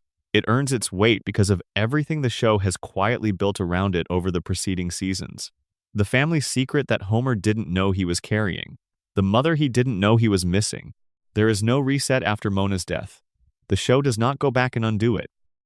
She is gone, and Homer carries her loss the way people carry the losses that arrive too late, with a particular mixture of grief and gratitude, grateful for what finally came, grieving for all the time that didn't. Let's take a breath here. Let Mona rest. There are other mysteries still ahead, other theories, other threads. But this one, the story of a woman who fought back against something genuinely dangerous, and what that fight cost her family for 3 generations, deserves a moment of quiet before we move on. She was brave, she was right, and she was punished for both. That's Springfield. Let's continue. Section 9. The Principal and the Imposter. Wherever you are in your descent toward sleep, let it continue. Some of you are already quite far down the words are just texture now. Just the soft sound of someone talking in a low voice about things that don't require your active participation. That's perfect. That's exactly right. Let the sounds carry you. There's a theory. and it is less a theory than a canonical event that the show actually depicted, and many fans consider the most revealing single episode in the series. It doesn't require speculation. It doesn't require reading between lines. It happened in the show, on screen, with the characters and the town responding to it exactly as described. And what it reveals about Springfield is so clear, so plainly stated, that the show almost seems to be daring the audience to take it seriously. Let me tell you about Armin Tamzarian. This is a name you may or may not know. If you know it with a certain kind of feeling, the feeling that accompanies a piece of Simpsons lore that divides fans sharply, that is either the most important episode the show ever made or the worst, depending on which question you think the show is trying to answer. Principal Seymour Skinner has been a fixture of Springfield Elementary since the show's earliest episodes. He is a particular type, the slightly defeated authority figure, the man who went into education with perhaps greater ambitions and has been worn down by the daily realities of managing an underfunded school full of difficult children, the most difficult of whom lives directly across the street from him. Skinner's relationship with Bart is one of the show's foundational dynamics, the administrator who tries to contain the chaos, and the chaos that refuses to be contained.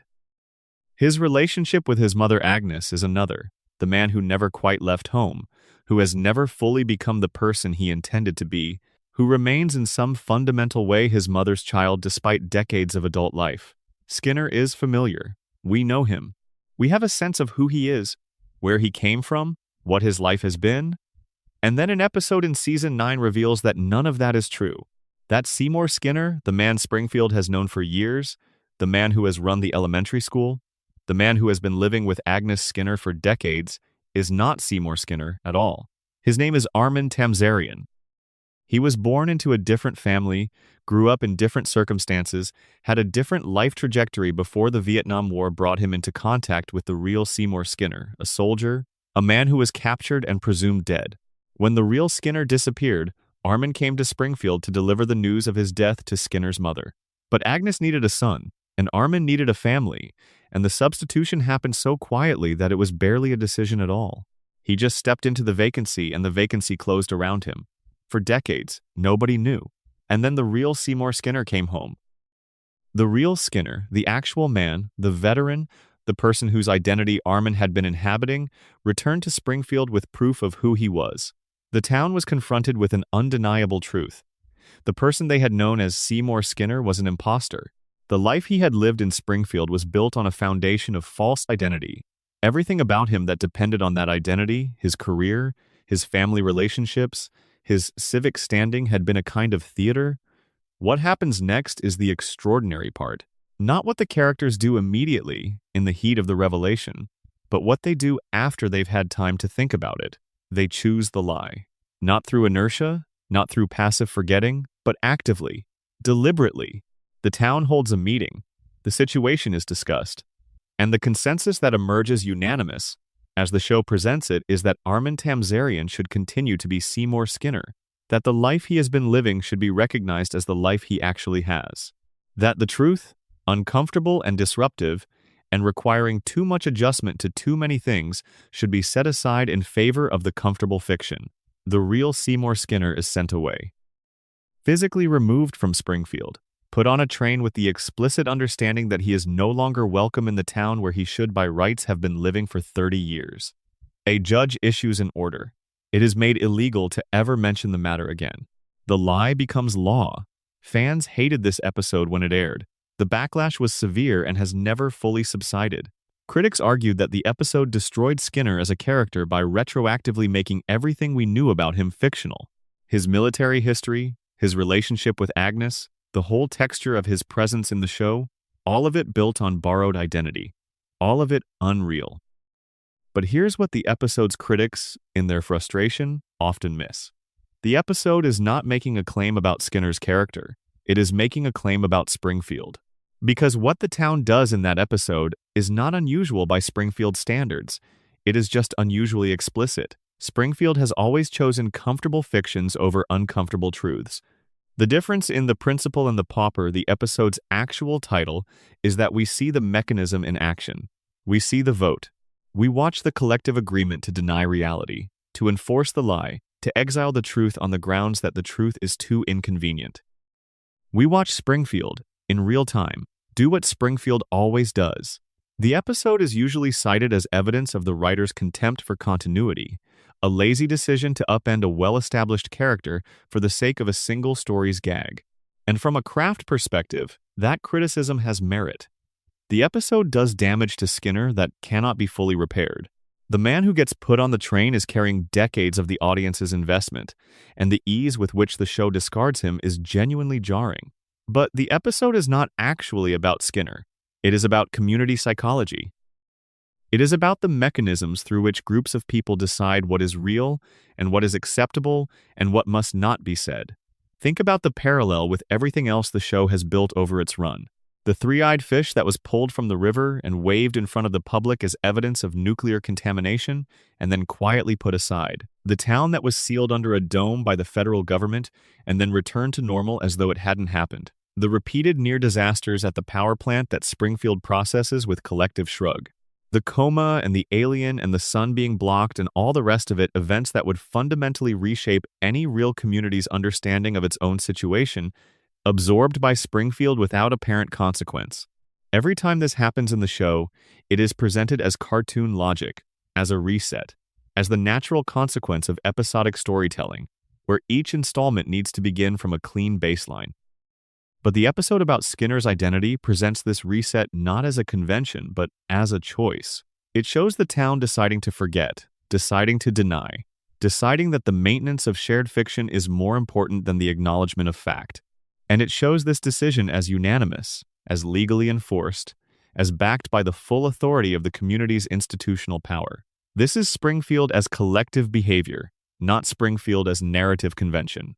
The town doesn't forget because the show requires it to. The town forgets because the town has decided, explicitly and deliberately, that forgetting is the right response to things that threaten the stability of the agreed-upon reality. This connects, at a deep level, to the nuclear contamination theory. A population that has been living near a leaking nuclear facility that has been absorbing low-level contamination through its water and soil and air might develop not through any dramatic conspiracy, but through simple accumulated accommodation, a kind of cultural reflexive denial, a trained response to threatening information, a community-level mechanism for preserving the sense of normal in the face of evidence that normal is not what's happening. The town that denies the three-eyed fish is the same town that denies Armin Tamzarian. The logic is identical. The truth is uncomfortable. The comfortable alternative is available. Springfield chooses the alternative. And if anyone objects, if anyone insists on speaking the truth, on being the person who points at the man on the train and says that man is the real Seymour Skinner, they get put on the next train out. The last honest person in a town that made honesty illegal. What an image to carry into sleep. But there's something almost comforting in it too, if you approach it from a certain angle. Because what Springfield is doing, in its quiet and legally enforced way, is protecting something. The town is not denying the truth out of malice or stupidity. It is denying the truth because the truth, in this case, would cost more than the fiction. Armin Tamzarian is a man who has given 30 years to that school, that community, that family. The real Seymour Skinner is a stranger who arrives with a claim and demands that everything be restructured around it. Springfield, in choosing Armin, is choosing the life that was actually lived over the life that was technically owed. Whether that's admirable or troubling or both at once is a question you can hold lightly, the way you hold most of Springfield's contradictions without needing to resolve them, just noticing their shape in the dark. The train carries the real Skinner away. Armin goes back to the school. Agnes calls him son. Everything returns to normal. It always does. Section 10. Where exactly is Springfield? The question of where Springfield is located has been asked more times than almost any other question about the show, and answered differently every single time, and never definitively resolved, and this is not an accident. Let your mind drift with this one. It's a particularly good question to think about on the edge of sleep, comfortable and unanswerable, the kind of question that invites you to float rather than land. Springfield is the most famous fictional town in American history. This is not an exaggeration. You can ask people in dozens of countries, and they will recognize the name. They will picture the yellow family, the nuclear plant, the bar with the neon sign. Springfield exists in the cultural imagination of the entire world in a way that very few fictional places do. It has the specificity of a real place. You can feel its texture, its particular mixture of faded civic pride and ambient dysfunction, while remaining, geographically, completely unlocatable. It borders Ohio. It also borders Nevada. It also borders Maine and Kentucky. It has a coastline. It also has mountains. It has a desert within driving distance and what appears to be tropical weather in certain episodes and blizzard conditions in others. It is near the Canadian border. It is also near Mexico. It is in the heartland. It is also on the coast. No real American city has all of these things simultaneously within plausible driving distance. Springfield, geographically, is impossible. The show's creator, Matt Groening, eventually confessed in a 2012 interview that he named the town after Springfield, Oregon, where he grew up. This felt, for approximately 48 hours, like a resolution.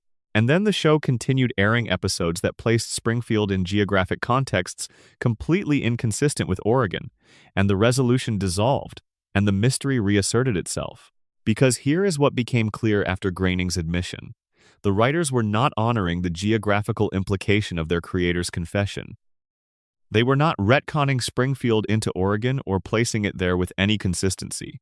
They were just continuing to do what they had always done, which was place Springfield wherever the episode's needs required it to be, with cheerful disregard for any fixed coordinates. The mystery was preserved not through ignorance, but through choice. Why does this matter? Why would the creators of a comedy show care so much about not resolving a question about geography? The practical answer is the one Groening and others have given. A Springfield that could be in your state, in your region, in your general sense of American space, is a Springfield that belongs to you. The universality of the location is part of the show's universality. If Springfield is in Oregon, then it is not in Illinois, not in Texas, not in Ohio. It becomes a specific regional show. It loses the quality of mirroring everyone back to themselves. But the theories we've been building tonight suggest a second answer that operates alongside the practical one. Springfield cannot be located because Springfield operates outside the normal rules of American geography, the same way its residents operate outside normal biology, the same way its timeline operates outside normal temporal logic, the same way its community operates outside normal social accountability. If the nuclear contamination theory is correct, if something about the environment of Springfield has been fundamentally altered by decades of radioactive exposure, then perhaps the distortion is not limited to the biological. Perhaps the contamination that bends the physiology of the people living in Springfield has also bent the physical landscape. Mountains that shouldn't be close together are close together. Coastlines that shouldn't be accessible are accessible. The geography warps the way everything else warps in Springfield, pulled out of true by the force at the center of it all. This sounds like science fiction. It is science fiction. But it fits the logic of the world the show has built. And fitting the logic of an internally consistent fictional world is exactly what a good theory should do. If the coma theory is correct, the geography issue resolves even more elegantly. Homer's dreaming mind is not drawing on a precise map of the United States. It is drawing on the fragments of American landscape that made impressions on him over his waking lifetime, the mountains he saw on a family trip somewhere, the coast he visited once, the desert he drove through. These fragments get assembled in the dream without geographic logic, layered on top of each other in the way that dream landscapes always are, building a place that feels coherent from the inside even though it violates every principle of actual spatial organization. Springfield's geography is the geography of memory and impression. It is every American landscape Homer ever absorbed, recombined by a dreaming mind that doesn't have access to maps, only to feelings. The coast feels like the coast. The mountains feel like mountains. The town feels like a town he has always known. The dream doesn't need them to be in the right places. It just needs them to feel right. There is a third reading, and it may be the most politically interesting.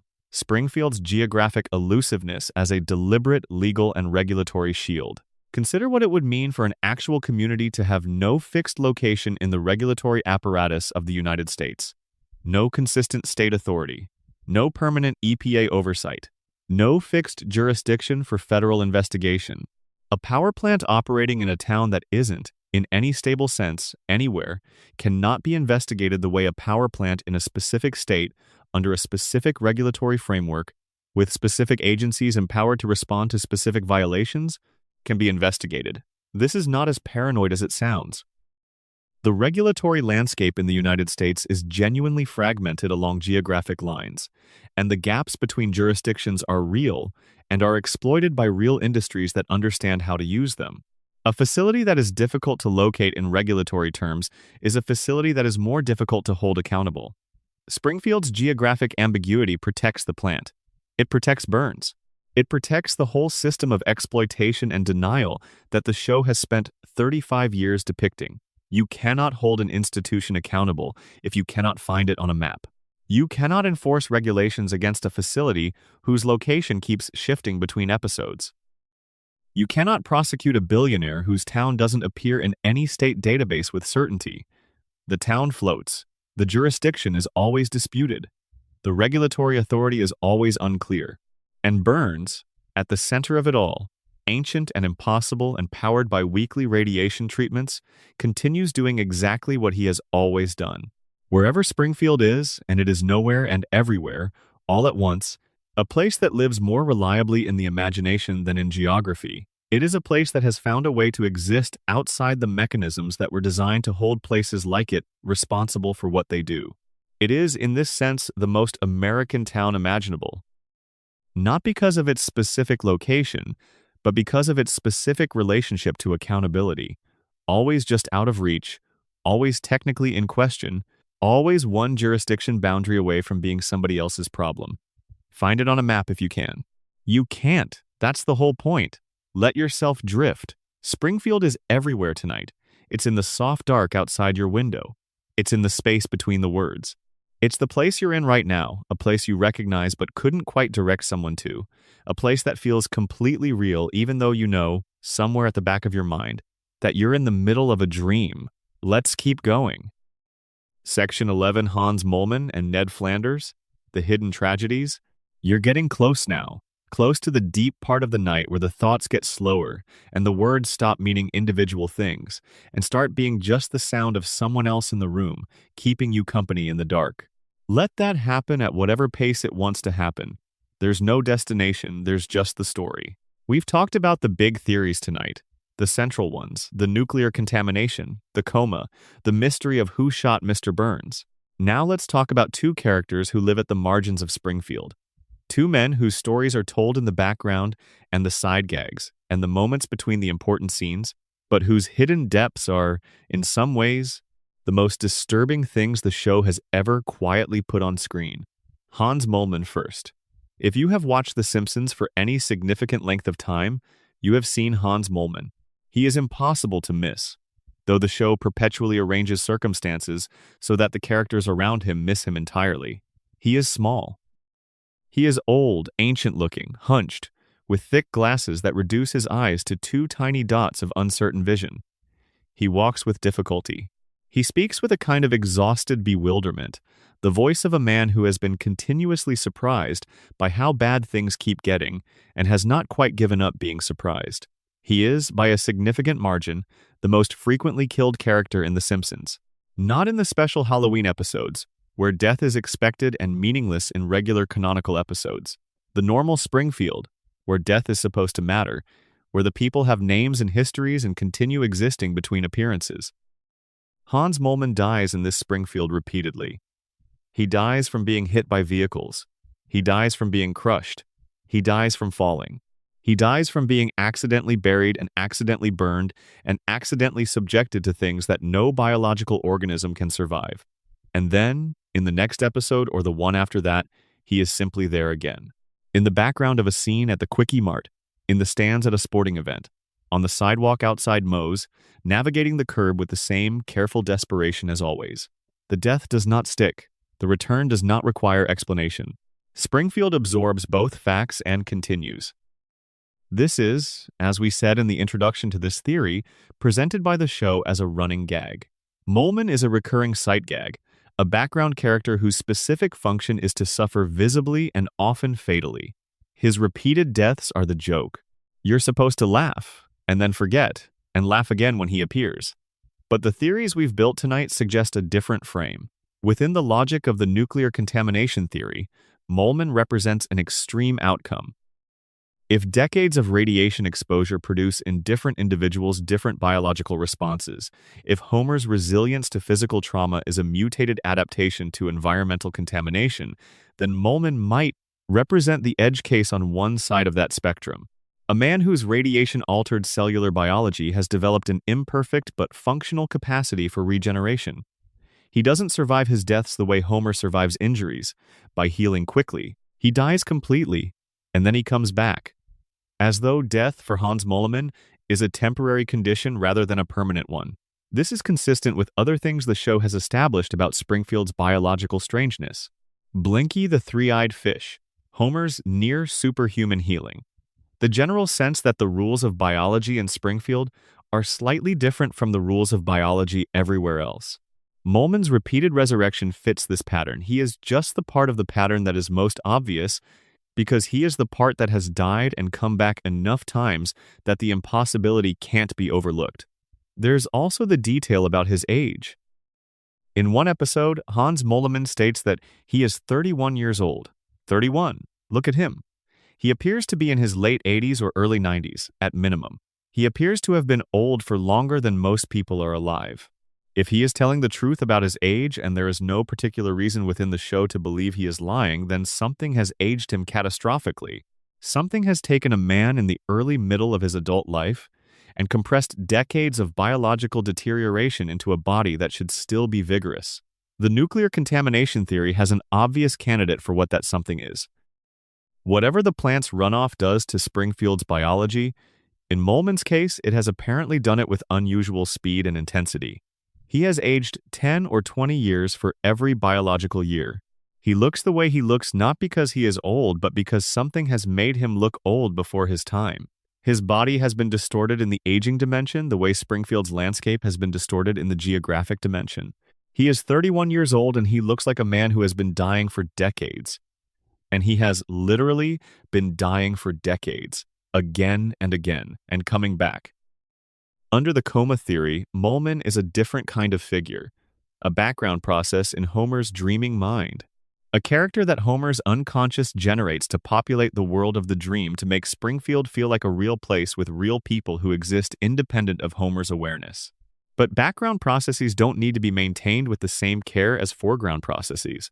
Homer doesn't know Molman well. He doesn't think about Molman between Molman's appearances.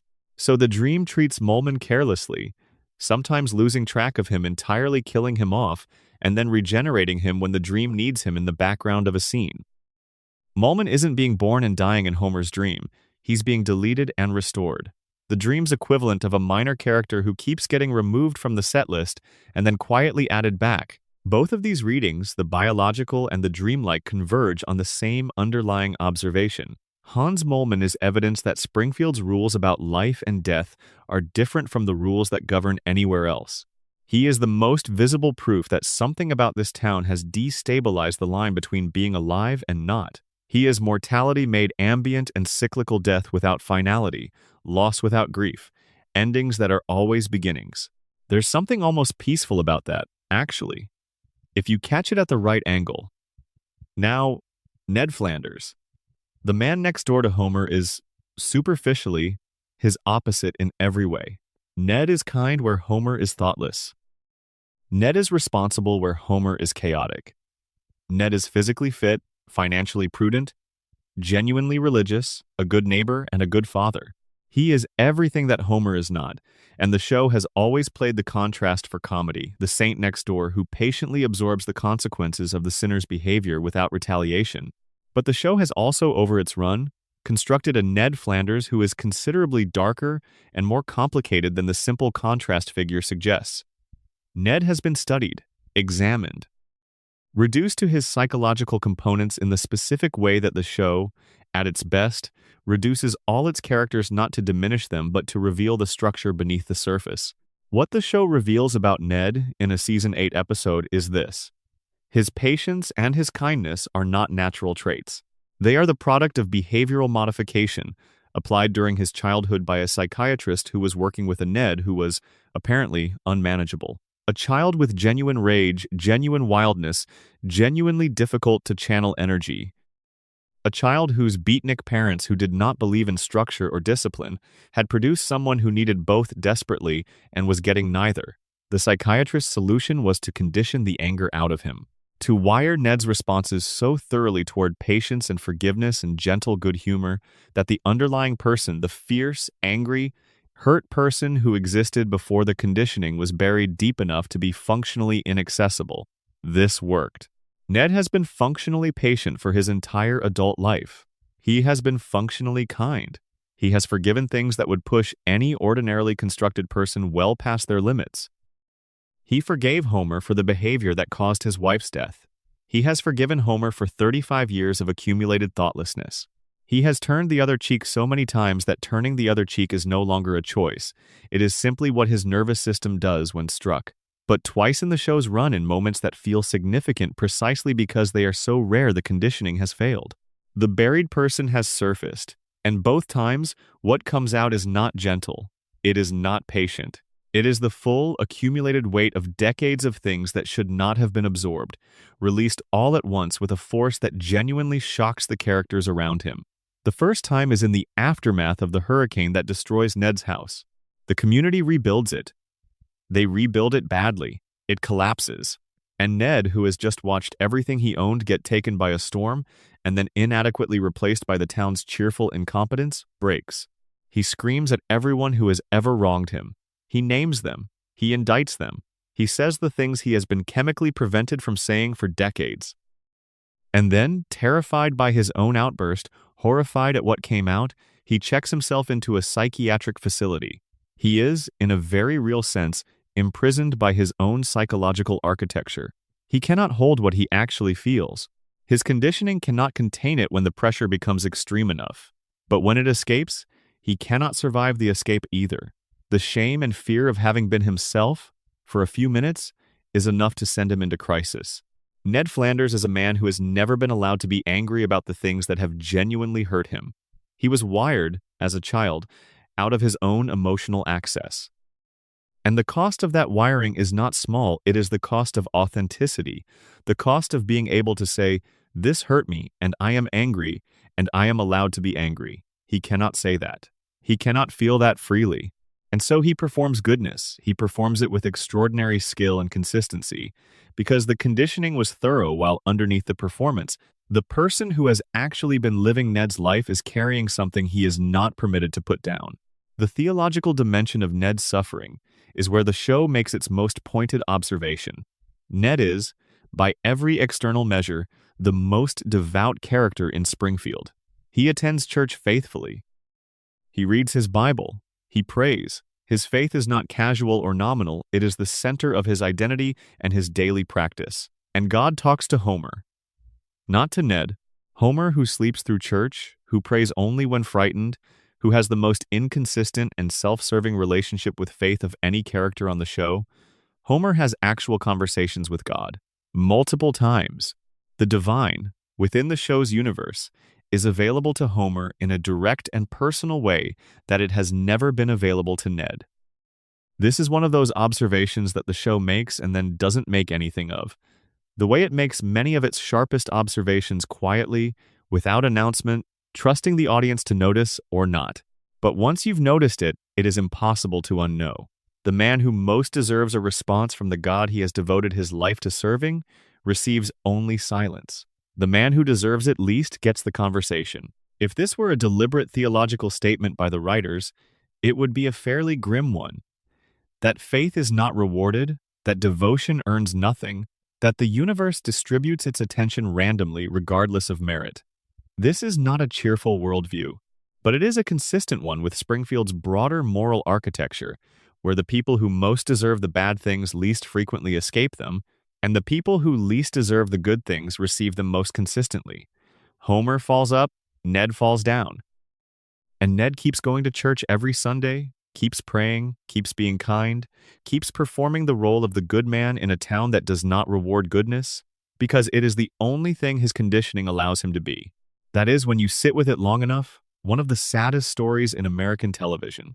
A man who was engineered into virtue and then left to live inside that engineering forever, with a dead wife, with a God who doesn't answer, with a neighbor who will never fully understand what he cost the person next door. Let that settle softly. Springfield is full of tragedy. We've been circling it all night. The trick the show plays, the trick that lets 35 years of it be watchable, is that the tragedy is always wrapped in something lighter. The joke is always there. The absurdism is always available. You can laugh at Ned the same way you can laugh at Hans Moleman, the nominal the same way you can laugh at Homer stumbling through another disaster, and the laughter is real, and the tragedy is also real, and they coexist in the same moment without canceling each other out. That coexistence is what The Simpsons does better than almost anything else that has ever been on television. We're almost at the end of our journey through Springfield tonight. One more section to go. The biggest one. The one where everything we've talked about comes together. Section 12. The floating timeline. Everything comes together. The night is very late now, or very early, depending on how you count.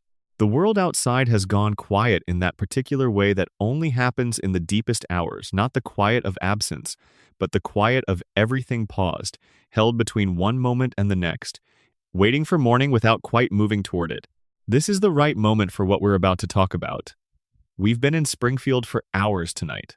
We've walked through its nuclear contamination, and its impossible residents, and its murdered and resurrected background characters.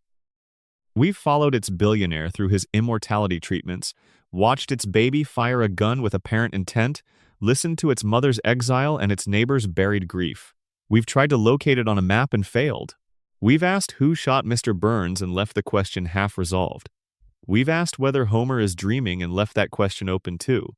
All of these threads, when you hold them together at the same time, point toward a single central mystery, the one that sits underneath everything else.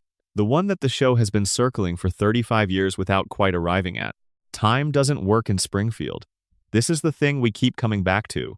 This is the thing every theory touches, every reading must account for. Nobody in Springfield ages, nobody grows, nobody moves on. The show's present is always now. Its characters are always exactly the ages they were in the first episode, and the years pile up around them like snow around a glass dome visible from the outside, irrelevant from the inside. Bart Simpson is 10 years old. He has been 10 years old since the 17th of December 1989. He will be 10 years old the next time you watch the show, and the time after that, and every time for as long as the show continues to exist. He will never be 11. He will never go to middle school, never become a teenager, never have the conversation with his father where they finally actually say the things to each other that they've been circling around for decades. He will skateboard. He will cause trouble. He will look up at his father with that expression that contains both love and contempt in equal measure, and then he will go back to his room, and it will be tomorrow, and he will be 10 again. Lisa is 8. She will always be 8. She will always be the most intelligent person in the room, and the most invisible person in the room, the girl who knows everything and is listened to by no one, the one who keeps raising her hand in a world that has decided it prefers its own ignorance to what she has to offer. She will play her saxophone in her bedroom and write in her journal and look out the window of that yellow house at a town that doesn't know what to do with her, and she will be 8, and she will be 8, and she will be 8. Maggie will be in her crib. Homer will stumble through the door. Marge will be in the kitchen, the couch gag will play, the credits will roll. And Springfield will be exactly what it was. For 35 years, this has been the show's central fact. For 35 years, fans and critics and theorists have tried to explain it, account for it, read something into it. We've talked tonight about the theories, radiation, dreaming, collective denial, the business logic of an animated series that can't afford to end. All of them are real. All of them contribute something to the explanation. And none of them, individually, feels like the complete answer. What if the complete answer is not the kind of thing that can be expressed in a theory? What if the floating timeline is not a mystery to be solved, but a statement to be received? Here is what I mean. The Simpsons began in 1989. The people who were children when it began are now in their 40s. They grew up with this family. They watched it as children from the floor of their parents' living rooms, and then as teenagers from their own beds, and then as young adults in shared apartments, and then for many of them as parents themselves, watching it with their own children on different screens in different rooms that are unmistakably theirs now, the homes of the adults they have become. And through all of that, through all the growing and changing and moving and losing, and finding Bart has been 10 years old. Homer has been the age of your father when you were young and watching this for the first time. Marge has been patient in exactly the way that patience felt when you were small enough to need it. Springfield is the town that time forgot, yes. But more precisely, Springfield is the town that we refuse to let time touch. We kept watching. We kept returning. Every Sunday night, every late-night rerun, every episode discovered on a streaming service at 2 in the morning. When the world felt too large and too uncertain, and what you needed was something familiar, we kept going back. We built the loop. Every theory we've examined tonight can be read as an explanation for why Springfield is frozen, but they can also be read as descriptions of something more fundamental, of what human beings do with the things they love. We don't let them age. We don't let them change. We go back to them in the same form we found them, again and again, because the version of them we first loved is the version we need them to be. This is what nostalgia is. This is what returning to a beloved story is. This is, in a very literal sense, what The Simpsons allows its audience to do. To visit a family that is always exactly as you remember them, in a town that is always exactly as you remember it, at a time of evening that never gets later. You can go home to Springfield. You can always go home to Springfield. The door is always unlocked, the lights are always on, Homer is in his chair and Marge is in the kitchen, and the children are small and the world hasn't gotten its hands on any of them yet. That is not a theory about why the characters don't age. That is the actual reason. Not radiation, not dreams, not collective denial. The characters don't age because we never let them. Because every time we press play, we press pause on time itself. We freeze the world at the exact frame where it felt safe and familiar and ours, and we stay there for 22 minutes, and then we do it again. Homer's coma, if it is a coma, is not something that happened to Homer. It is something we are all doing together. We are all dreaming Springfield. We are all keeping the family in amber. We are all the mechanism by which Bart stays 10 and Lisa stays 8, and the house on Evergreen Terrace stays exactly the shape of home. This is why the show is impossible to end. Not because the writers can't figure out how to end it, or because the network has too much money to stop. Because ending The Simpsons would mean pressing play. It would mean letting time start moving again in Springfield. It would mean Bart turning 11, and then 12, and then growing up, and the growing up being exactly as painful and disorienting as all growing up is the loss of something that was perfect in its smallness, and its dailiness, and its permanence. The floating timeline is the audience's bargain with the show. We will keep watching, and you will keep them young. It has held for 35 years. It may hold forever. There are other things I want you to carry into sleep tonight. Images from the edges of Springfield that stay with me when I think about this show and what it has meant across its extraordinary run. The image of Homer sitting in his car in the driveway, eating ice cream alone, in the few minutes between arriving home from work and going inside. Not because anything is wrong, just because he needs a moment of quiet that belongs entirely to him before he steps back into the warm chaos of his family, the small, perfectly observed privacy of a man who loves his life and also sometimes needs to be outside it for a minute. The image of Lisa late at night playing her saxophone on the roof of the house, the notes drifting out into the Springfield dark, nobody hearing. Lisa not caring whether anybody hears, playing because the music is real even when nothing else feels that way. The image of Marge watching Homer sleep, and the expression on her face being not the expression of a woman who has resigned herself to something, but the expression of a woman who has made her peace with exactly who her husband is and found somewhere in that acceptance something that works for her. The complexity that the show rarely makes explicit but sometimes captures in a single held frame. The image of Maggie in her crib, the night lamp casting its soft glow, and Maggie's eyes open, just watching. The whole house asleep around her, and Maggie awake thinking whatever it is she thinks, carrying whatever it is she carries, waiting. The image of Ned Flanders in church, Sunday morning, his voice raised in the hymn with genuine feeling, and the church quiet around him, and God not answering, and Ned going on anyway. The image of Mr. Burns in his mansion, alone in the enormous house, the treatments administered, 1 more week guaranteed. An ancient man in a world that has completely forgotten how to be the world he was born into. A man for whom longevity has not been the same thing as life. The image of Hans Mollman, emerging once again from whatever most recently ended him, blinking behind his thick glasses at a street he has crossed thousands of times, heading somewhere that never quite seems to work out for him. Still going, still trying. And Homer, in the center of all of it, driving to work with the window down and the Springfield air blowing in whatever's in that air, whatever the plant has put there, whatever it has done and is doing. Homer with his hand out the window catching the wind, looking at the cooling towers against the morning sky, with the particular expression of a man who has made exactly the life he has and is, against all odds, okay with it. These are the people of Springfield. This is their town.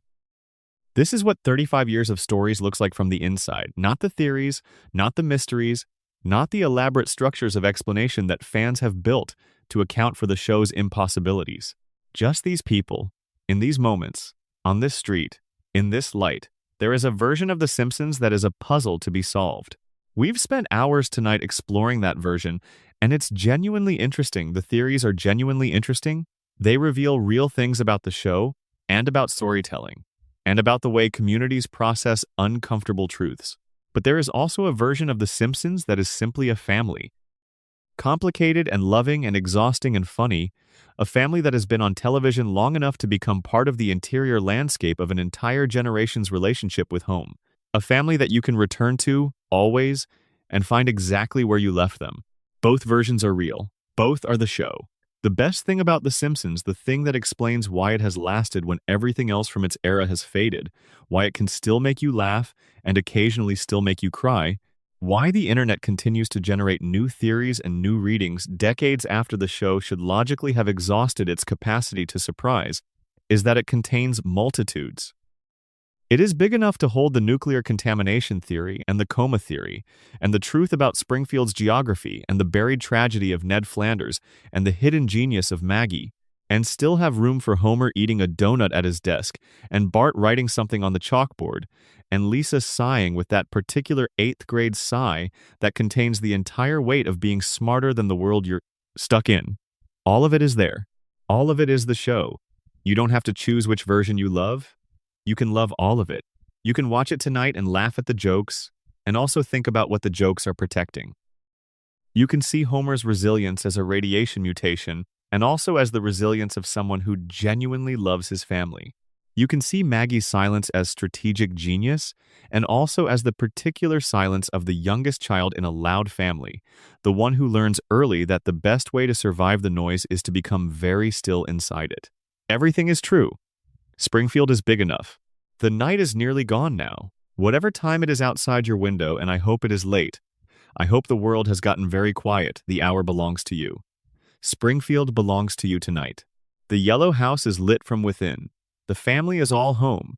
The loop is turning as gently as it always turns, and you can rest. Bart will be 10 in the morning. Lisa will play her saxophone. Maggie will watch. Homer will drive to work with his hand out the window.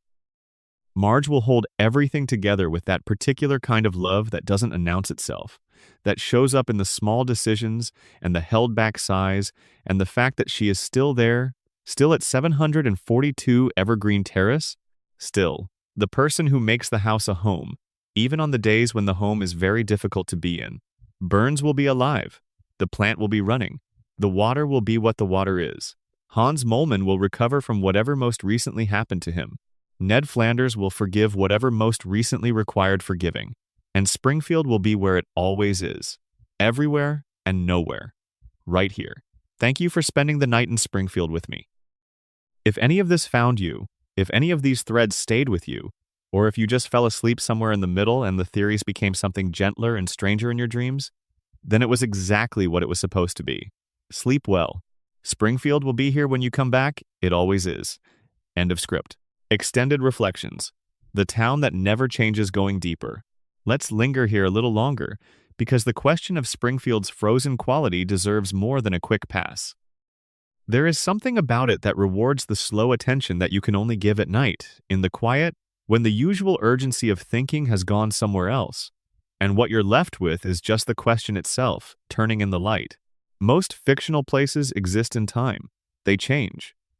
The characters who inhabit them age, lose people, gain people, make mistakes that alter the landscape of their lives in ways that cannot be undone. This is not just a convention of storytelling, it is the fundamental structure of human experience, the thing that makes fictional places feel real. We relate to stories because they honor the same logic we live inside, that time passes, that things cannot be taken back, that yesterday is genuinely different from today. Springfield refuses this, and the refusal is so complete, so consistent, so comprehensive, across 35 years of continuous production, that it stops feeling like a creative limitation and starts feeling like an intention. Like the show is making a choice, episode after episode and decade after decade, to hold something in place, to refuse the logic of time on behalf of a family and a town that cannot afford to let it in. Think about what it would mean if Springfield aged normally. If the show had chosen, at some point in its first decade, to allow its characters to grow at a realistic rate, Bart would be graduating from Springfield Elementary, somewhere around 1993 or 1994. He would be a teenager by the mid-90s. He would be in his mid-20s by the time the show entered its most culturally significant period. He would be 45 years old today.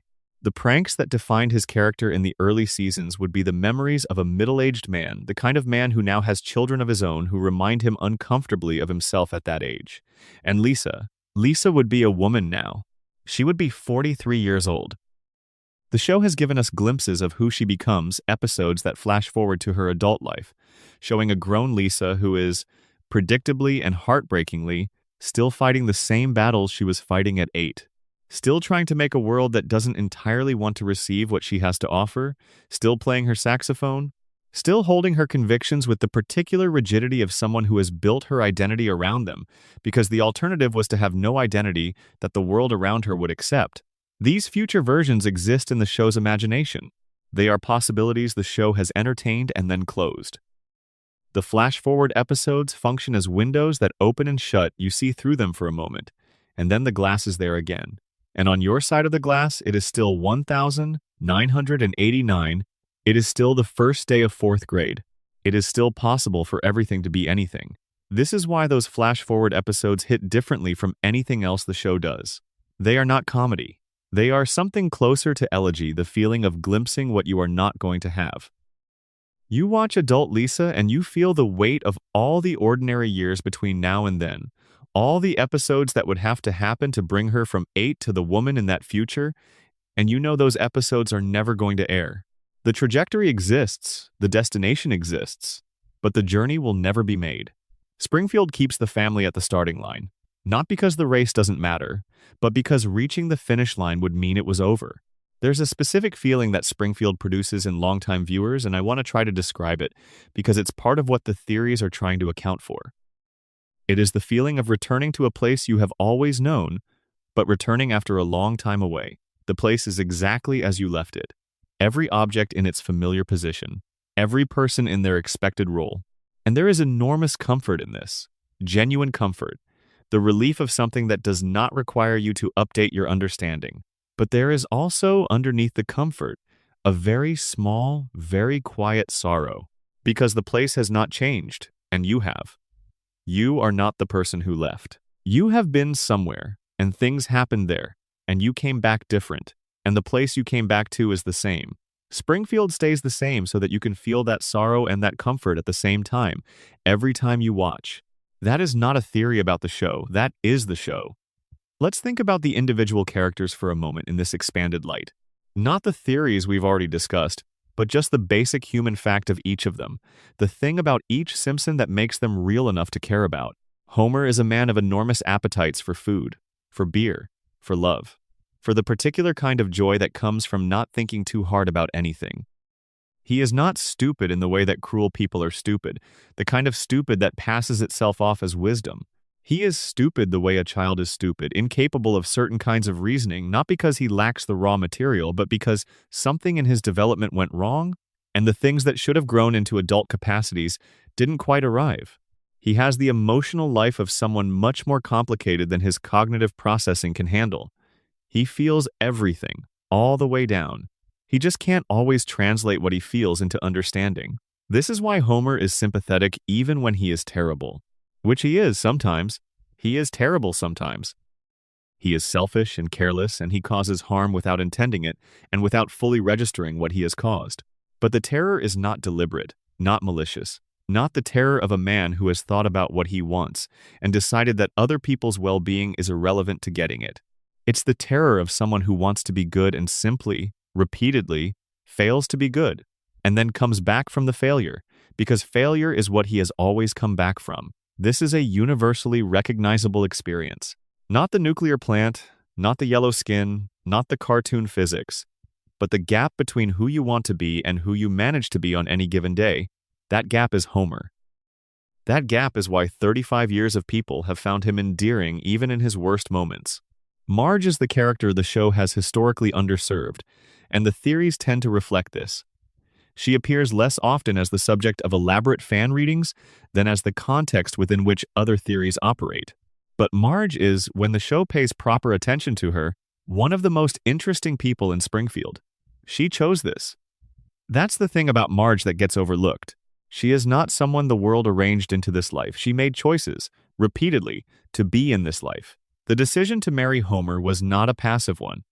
The decision to stay was not a passive one. And the decision to keep building something real inside the chaos that her husband generates around himself to maintain a home that functions, to raise children who have genuine values even if their father frequently undermines them, to be the person who holds the architecture of the family together when the architecture is under strain, these are active choices made by an intelligent, capable woman who has decided that this is where her life is. There are episodes where you see what Marge could have done instead. The roads not taken. The alternative lives that were available to her before she took the road she took. And in those episodes, the show does something honest. It doesn't sentimentalize Marge's choice or make the alternatives look unattractive. It shows you that she gave up real things, that the person she could have been was also real, also good, also worth being. And then it shows you why she stayed anyway. It has something to do with love, yes, but it also has something to do with the particular dignity that comes from committing fully to the life you have chosen rather than spending your life in mourning for the life you didn't. Marge has committed, completely and without reservation. And there is something in that commitment that the show has always understood is worth honoring, even when the commitment is to a man who drives her crazy and a town that doesn't know what to do with her. Bart and Lisa are mirror images in their relationship to the world around them. Bart is the child who fights by breaking things, who expresses his discomfort with authority through the particular satisfaction of watching systems fail in the face of his resistance. He doesn't have a philosophy. He has instincts, and his instincts are anti-authoritarian in the most direct and uncomplicated way. Authority says no, Bart does it anyway. Authority's composure cracks, Bart has made his point. The point is never fully articulated, but it is always the same. I am here, I am not controllable, you do not get to define me. Lisa fights by trying to improve things, which is, in some ways, the harder path. Breaking things is quick and satisfying. Making things better is slow and thankless, and requires sustained belief in the possibility of improvement in the face of considerable evidence against it. Lisa sustains that belief. She sustains it against evidence that would wear down most adults. She sustains it because the alternative, giving up, accepting that the world is what it is and cannot be otherwise, is not something her constitution allows. Together, these two children contain the full spectrum of human response to a world that is not what it should be. Break it or fix it. Neither works completely. Neither is wrong. They are 10 and 8 years old, and they have been 10 and 8 years old for 35 years, and they will be 10 and 8 years old for as long as the loop holds. And maybe that's okay. Maybe there's a version of this where the loop is not a tragedy, where being frozen in the best years of childhood before adulthood's losses, before the specific sadnesses of growing up and growing old, is a form of grace. The theories suggest darker readings, but the theories and the grace are not mutually exclusive. Both are Springfield. Everything is Springfield. Extended reflections. The coma and what dreams do. Let's return to Homer's coma and walk around it more slowly.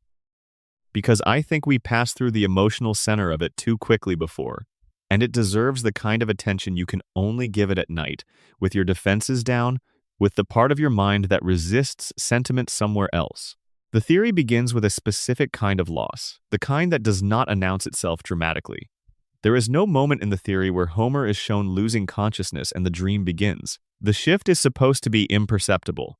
He was awake, and then he wasn't, and the world kept going in his head because the world always keeps going in your head. Even in dreamless sleep, even in unconsciousness, the machinery of experience continues to run. The brain generates content. The self maintains its narrative. What would it mean to be unconscious for a very long time? There are real cases. People who have been in comas for months or years, who have described their experience when they eventually emerged, and whose descriptions are remarkable not for their strangeness but for their mundane quality. They dreamed of ordinary things. They dreamed of their families and their houses and their routines. The big events, the dramatic content you might expect from a mind running without guardrails, were often absent. What the dreaming coma mind reaches for, repeatedly, is the texture of the ordinary life it belongs to. Homer would dream of the kitchen. He would dream of the drive to work. He would dream of the couch at the end of the day, the television's blue light, Marge beside him with her hand in his. He would dream of Bart's laugh and Lisa's sigh, and the particular sound Maggie's pacifier makes in the quiet. He would dream, over and over, of being home. This is why the coma theory is not a sad reading of the show, even though it is technically about a man who is dying. It is actually the most loving possible reading. It is Homer choosing, in the only way available to him, to spend whatever time he has left with his family. Not the family that exists in the waking world, where they are aging without him and the house is getting older and the children are changing in ways he cannot see, but the family as he knew them, frozen at the exact moment they were his. Bart at 10, mischievous and alive, still at the age where his relationship with his father is mostly adversarial but also, underneath the adversarial texture, entirely dependent. Not the distant coolness of a teenager who has outgrown his need for parental approval. Not the complicated negotiations of an adult child returning to deal with a parent who is no longer well. Just Bart at 10, skating down the driveway, yelling something back over his shoulder, present in the specific and physical way that children are present fully and loudly occupying whatever space they're in. Lisa at 8, still young enough that the loneliness hasn't fully settled in yet, still believing, on her better days, that Springfield might come around. Still practicing her saxophone with the particular intensity of someone for whom music is not yet a survival mechanism but a joy. Homer in the dream hears that saxophone and it sounds like everything good about his life condensed into one sound. Maggie, small enough to carry. Still at the age where being held is not embarrassing but necessary. Still at the age where the weight of her in your arms is proof of something important, that you are needed, that there is someone in the world for whom your specific physical presence is irreplaceable. Marge, patient and real, with her blue hair and her hands that are always doing something useful, with the particular quality she has of making the house feel safe. Not safe in the sense of locked doors and alarm systems. Safe in the older sense, the sense of a place that holds you, that knows you, that maintains something warm and constant at its center regardless of what the outside is doing. Homer dreams them all, exactly as they were, because the dreaming mind keeps what it loves and refuses to update it. The family stays the same because they are not people. In the dream, they are the memory of people, kept alive and unchanged by the intensity of the love they were held in. This is, in some ways, what all love is. The person you love is never quite the same as the person who exists objectively, independently, separate from your experience of them. The person you love is the person as known by you, the person assembled from memory and observation and projection, and the stories you have been telling yourself about them since the beginning. And when someone is absent, when they are out of reach for any reason, what you hold is this assembled version, this loved version, this version that carries the weight of everything you felt when you were with them and everything you miss now that you're not. Homer's coma dream is a love letter written in the only language he has. Not words. Homer has never been eloquent. Not deeds. Homer's track record of helpful deeds is, to put it charitably, mixed. Just the sustained act of imaging his family into existence, episode after episode, for 35 years, because stopping would mean losing them, because stopping would mean finding out what happened while he was gone. And here is the part of the coma theory that has always stayed with me more than any other part. The part that makes it something more than a clever idea about a cartoon. If Homer is dreaming, then every time the show ends, and the credits roll and the loop resets, Every time Springfield bounces back from whatever happened this episode and returns to baseline, that reset is not narrative laziness. It is not the writers ignoring continuity. It is Homer refusing to let bad things stick. It is Homer's unconscious mind protecting the dream against entropy, against the tendency of things to get worse and stay worse the way they do in waking life. In the dream, mistakes are undone. Consequences are dissolved. The family fights and repairs. The disaster arrives and is survived. And then it is tomorrow, and the house is fine, and everyone is home. Homer's dreaming mind has built a world where the worst things don't last, where you get another chance, where the people you love come back to you no matter what. Is that not what we all build when we dream? Is that not what we're all trying to make real? The coma theory is not really a theory about the Simpsons. It is a theory about what human beings do with love when the circumstances of their lives make it difficult to express love in any other way. It is the most direct answer the show has to offer to the question of why it keeps going, why the loop keeps running, why the same family in the same house on the same street continues to generate new episodes after all these years. Because the love that put them there has not stopped. Because Homer is not done dreaming. Extended reflections. The Burns conspiracy and the machinery of control. Let's return to Mr. Burns for a moment, because we moved through him somewhat quickly and he rewards a slower examination. He is, in the show's internal logic, one of the most fully realized portraits of a certain kind of person that popular culture has produced. Not a cartoon villain in the simple sense, not a man who is evil for the pleasure of it. A man who has been operating within a particular set of values for so long that those values have become invisible to him. A man for whom the accumulation of power and wealth is not a choice or a project, but simply what he is, the way breathing is simply what a human being is. Burns was not always old. The show gives us glimpses, across its run, of a younger Burns, a Burns who attended school, who had ambitions, who moved through the world with something that could, at sufficient distance, be mistaken for normal human aspiration. The monstrousness did not arrive fully formed. It accrued. This is the most unsettling thing about Burns, when you think about it carefully. Not that he is this way, but that he became this way through a recognizable process. He learned early in his life that certain things mattered and certain things didn't. That the people who had what he wanted were not fundamentally different from him. They had simply been more ruthless in their pursuit of it. He drew his conclusions from that observation, and he acted on those conclusions, consistently and without meaningful interruption, for the better part of a century. The result is the man in the mansion at the edge of Springfield. The man who cannot remember his own employee's name despite employing him for decades.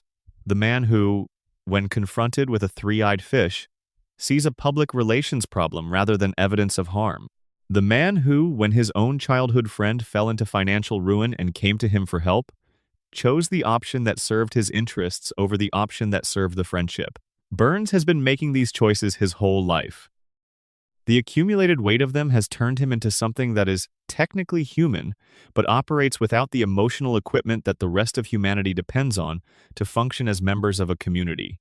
He has traded that equipment for something else, for the specific capability of running a billion-dollar enterprise across multiple generations without losing focus, without being derailed by attachment, without being slowed by the consideration of consequences that fall on people he doesn't care about. He is, in this reading, less a villain than a cautionary example. A portrait of what happens when the ordinary human capacity for empathy is treated as a liability and systematically suppressed over decades of practice. He was not born this way. He was made this way, by choices he made and choices others made for him, and the particular combination of circumstances and privilege that allowed those choices to accumulate into the person he is. This is important for understanding the nuclear contamination theory at a deeper level, because the contamination of Springfield is not accidental. It is not the result of negligence in any simple sense. Burns knows what the plant is doing. The show is explicit about this.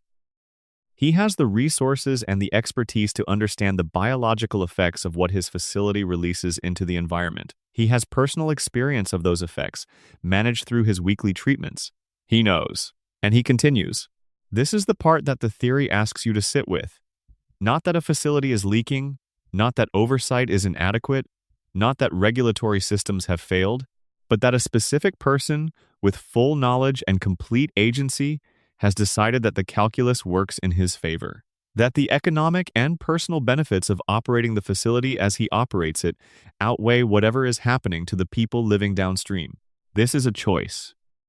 A sustained, conscious, repeatedly renewed choice. The people of Springfield are not being harmed by an accident or a failure. They are being harmed by a decision. And the person making the decision has arranged the town's economics so thoroughly that challenging the decision would cost more than most people in Springfield can afford to pay. The plant is their employer. Burns is their landlord. In a functional sense, the town's economic survival depends on the plant operating, and the plant operating depends on Burns remaining unchallenged.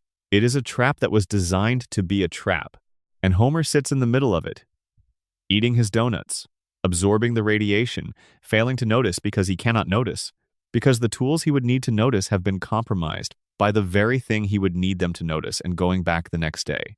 This is the most political reading of The Simpsons, and it is the one the show most consistently supports, even while presenting itself as apolitical.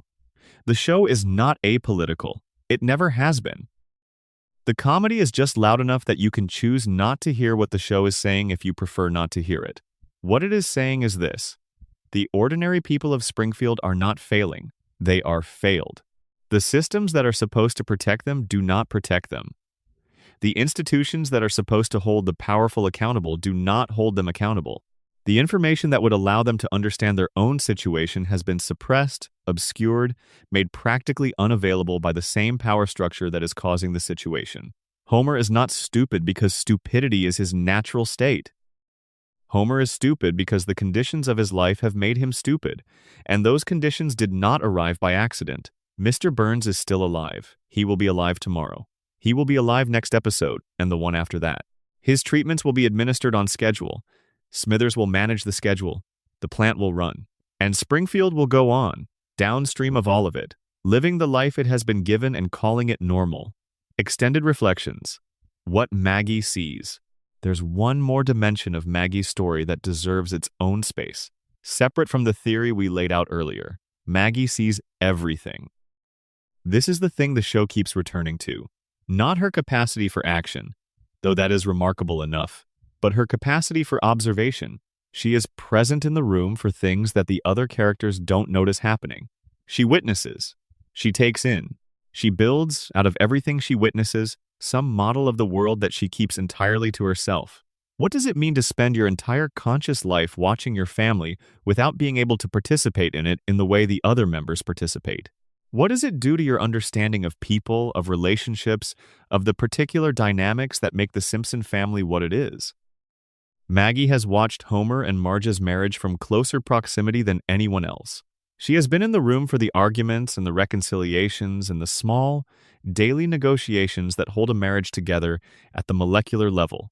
She has watched Homer fail and recover and fail again, and she has watched Marge decide, again and again, that the recovery matters more than the failure. She has watched this with the complete attentiveness of someone who has no other way to participate.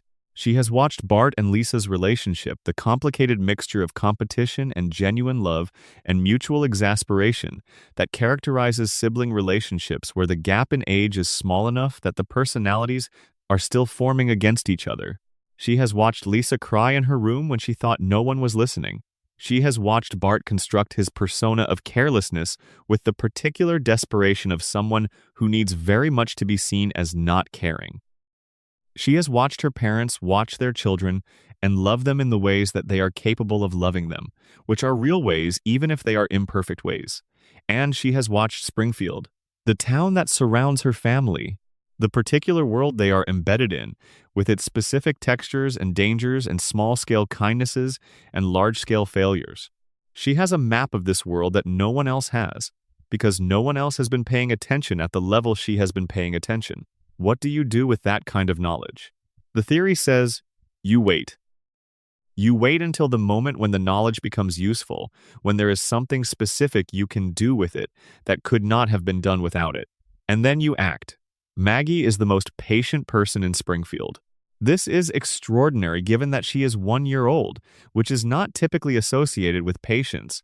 But Maggie has been 1 year old for 35 years. She has had the time. Something is building in that crib. Something has been building for a very long time. Whatever it is, Springfield is not ready for it. But Maggie is. Extended reflections. The weight of predictions. Let's go back to the predictions and sit with the stranger version of the theory. Not the debunked version, not the confirmation bias explanation, as accurate as that explanation is, but the version that is harder to put down because it describes something real about the relationship between stories and the world. There is a concept in philosophy sometimes called the performative dimension of speech, the idea that saying certain things changes the world rather than merely describing it. When a judge says you are guilty, the saying makes it true in a specific and real way. When a priest says you are married, the saying creates a fact that did not exist before. Language is not always descriptive. Sometimes it is constitutive. Sometimes it makes the thing it names. Stories do this too, in a looser and less official way. Stories that get told widely enough begin to shape the expectations of the people who have heard them. They preload certain ideas into the cultural imagination, make certain futures feel familiar before they arrive, make certain kinds of events feel like recognition rather than surprise. The story creates a groove, and reality has a tendency to run along the grooves that have been prepared for it. The Simpsons has been running deep grooves in American culture for 35 years. Every joke it has made about politics and technology and economics and social life has been heard by millions of people and processed, consciously or not, as a claim about how the world is and where it's going. These claims accumulate.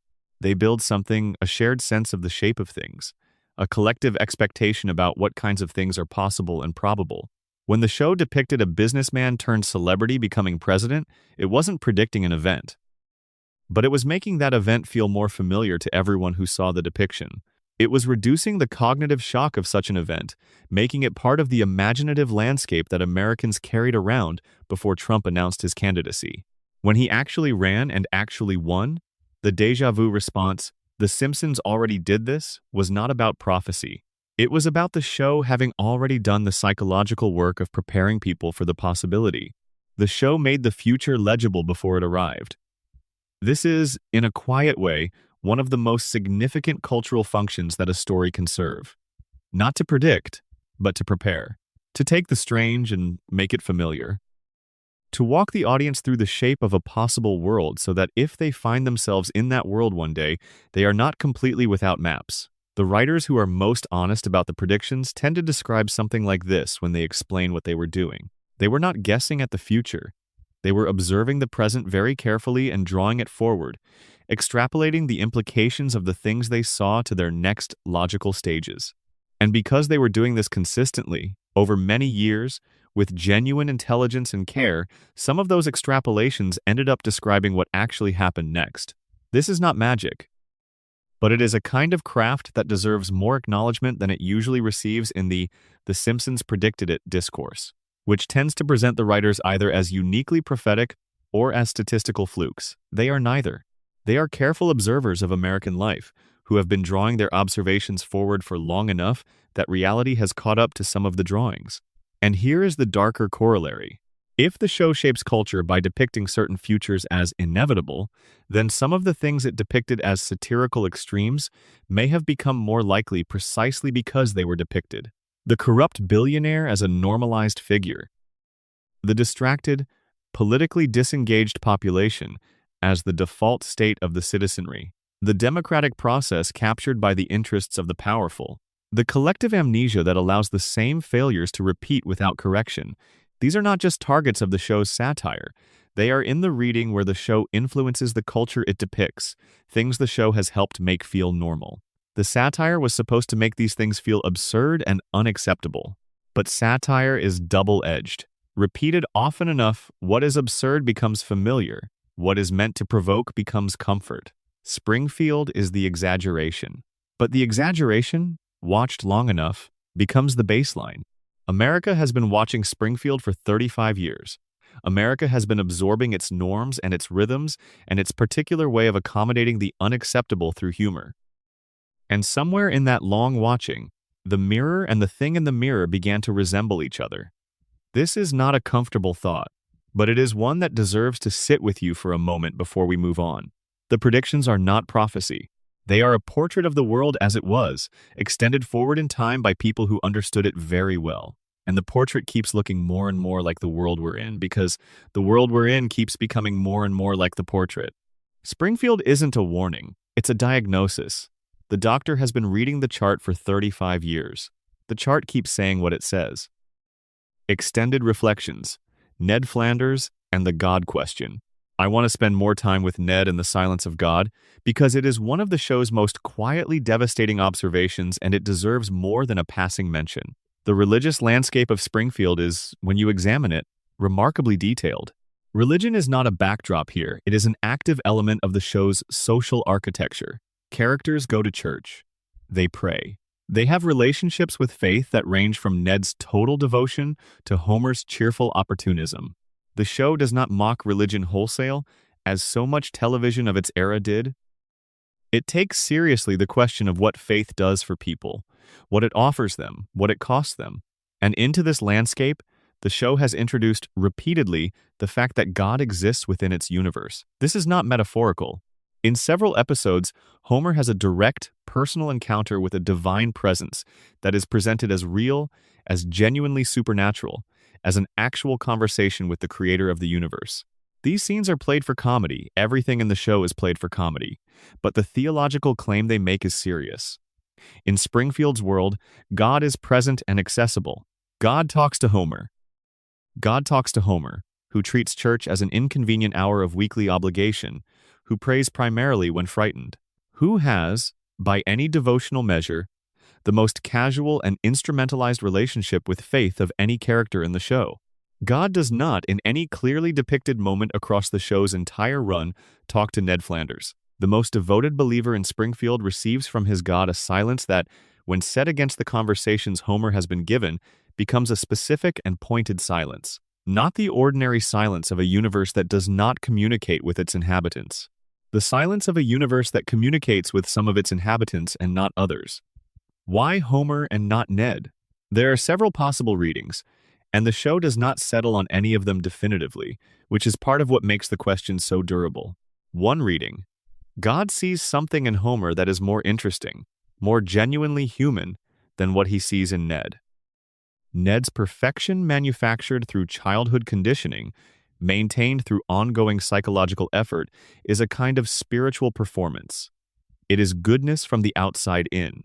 Homer's imperfection is genuine, unperformed, involuntary. Homer is not trying to be good and failing. He is trying to be Homer and sometimes, accidentally, doing something good in the process. And the good that comes from that accidental place might be, in whatever theological framework the show is operating in, more real than the good that is produced by deliberate practice. There is a strain of religious thought that values the raw, unpolished encounter with the divine over the rehearsed one.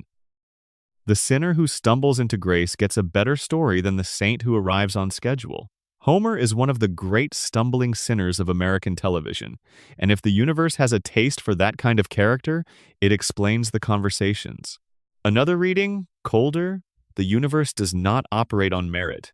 It operates the way everything operates in Springfield, not according to a principle of justice or reward, but according to the logic of what is useful, what is interesting, what serves the ongoing narrative. Homer is more useful to the narrative of Springfield than Ned. Homer is the protagonist. The divine attends to protagonists. This reading is consistent with the broader structure of the show and also with a certain worldview, that the universe does not distribute its gifts according to desert, that the faithful person is not more protected than the faithless one, that what gets rewarded is not goodness or devotion but something more chaotic and less knowable. Ned has built his entire life on a premise that good behavior, sustained over time, connects you to something larger and safer than yourself, and the show gently, consistently, without making a production of it, has declined to confirm that premise. His wife died. His house was destroyed. His kindness to his neighbor has not been reciprocated in any meaningful way. The divine, which exists in his town and communicates with his neighbor, has not said a word to him. He goes to church anyway, every Sunday. He sings the hymns. He reads the scripture. He continues. This is either the most admirable thing in Springfield or the most heartbreaking, and the show has always been willing to let it be both at the same time. Ned's faith is not rewarded. But it has not been proven wrong either. The divine exists in Springfield. It just hasn't spoken to Ned yet. Whether that yet is meaningful or ironic is a question the show will carry forever without resolving. And maybe that ambiguity is itself the point. Maybe what the show is saying about faith is that the most honest version of it survives without proof? That it persists not because the universe confirms it, but because it is, for the person who holds it, something necessary that no single silence can fully undo. Ned is still there, still next door, still forgiving what gets done to him, still singing on Sunday morning. The hymn goes out into the Springfield air. Whatever is in that air receives it. Extended reflections. The anatomy of the reset. There's a specific mechanics to the way Springfield resets that we've touched on throughout the night, but haven't fully described. Let's walk through it now, slowly, because it is one of the most revealing features of the show, and one that becomes stranger and stranger the more carefully you look at it. An episode of The Simpsons typically has a structure, something like this. A situation arises, the situation escalates, a crisis is reached, the crisis is resolved, and then something, some event, or revelation, or action brings everything back to the status quo that existed before the episode began. The next episode starts fresh. The previous episode's consequences do not carry forward in any meaningful way. This is the episodic structure of classic American sitcoms, and The Simpsons was built on it. It is a format that was designed for an era of television, when you could not assume your audience was watching every episode in order, when the show had to be accessible to anyone tuning in on any given Sunday regardless of what had aired before. But The Simpsons ran long enough, and became important enough, that this structural feature became something different over time. In the early years, the reset was invisible. Nobody noticed it because the show was new. The baseline hadn't been tested enough for its persistence to become remarkable. By the middle years, viewers began to notice that things happened in the show that, logically, should change everything, and then didn't. By the later years, the reset became an acknowledged feature of the show's identity, a subject of parody, of meta-commentary, of the show's own self-aware humor. The show knows about the reset it has always known, and at a certain point, knowing about it started to inflect the way it used it. Consider what has happened in Springfield over the show's run and should, by any realistic reckoning, have permanently transformed the community. The town was sealed under a glass dome by the federal government. Every resident experienced this. The dome went up, they were trapped inside it, Homer was responsible, and then the dome was removed. By the next episode, nothing about this event was referenced. The glass dome that contained an entire American town had apparently left no psychological mark on any of its residents. The sun was blocked, not metaphorically, literally. A machine was built that intercepted the sun's light before it reached Springfield, condemning the town to artificial darkness. Children went without sunlight, crops failed. The entire natural cycle of the community was disrupted. And then Mr. Burns was shot and the machine was dismantled and the sun came back and Springfield went on. The town has been invaded, has survived nuclear near misses, has experienced alien encounters, has hosted world events that brought massive disruption to its streets. Each time, after a brief period of drama and resolution, Springfield returned to what it was. How? The theory offered by the Principal's Imposter episode, the one where Springfield votes to forget rather than reckon, is the most honest answer the show has produced. The reset is not a production convention that the show happens to be using. The reset is Springfield's fundamental social technology. It is how the community has survived every catastrophe, not by processing what happened and adapting, but by collectively agreeing that what happened no longer needs to be processed, by deciding, together, that this is not worth carrying. This is a dark vision of community resilience. Because there is something that genuine community resilience looks like something that involves acknowledgement, grief, adaptation, the difficult work of integrating hard experience into the community's ongoing identity. Springfield's version of resilience is the opposite of all of this. It is resilience through erasure, survival through forgetting. This works for Springfield the same way the crayon works for Homer. It keeps the system running. It prevents the kind of reckoning that would require too much from people who are already carrying too much they can't see. But it also ensures that nothing ever gets better, because getting better requires understanding what went wrong, and Springfield cannot afford that understanding. The reset button is not a gift. It is a survival mechanism for a community that has been taught it cannot survive its own history. And we, the audience, have been pressing the reset button alongside Springfield for 35 years.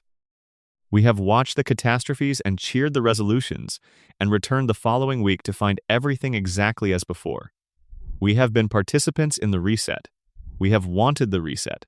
We have needed the reset, on some level, the same way Springfield needs it, because the alternative, letting the consequences of one episode carry into the next and accumulate into something that transforms the show irreversibly, would mean giving up the version of Springfield we fell in love with. We could not have the show we love and the realistic consequences at the same time, so we chose the show. This is not a criticism. It is an observation. The bargain we made with The Simpsons is the same bargain Springfield makes with itself every week. We will not ask too hard about what this costs, because we need what it gives us. And what it gives us is enormous. Let's not forget that. What it gives us is 35 years of the best comedy writing in American television history, wrapped around genuine emotional truths, delivered by characters who have become part of the interior landscape of an entire generation. What it gives us is the house on Evergreen Terrace, always lit, always full. The price of that is the reset. We paid it gladly. We still are. Extended reflections on the night you're having right now. Let me address something directly, because we've been in Springfield for a long time tonight, and I think it's worth acknowledging where we actually are. You're in your bed or on your couch or somewhere else where you've made yourself comfortable with the intention of sleeping. The lights are probably low. The room is probably quiet. You may be very nearly asleep already, reading or listening with the kind of half attention that characterizes the transition between wakefulness and sleep, the state where ideas float through without quite landing, where the distinction between what you're reading and what you're dreaming starts to blur. This is a good state to be in. This is exactly the state these theories were made for.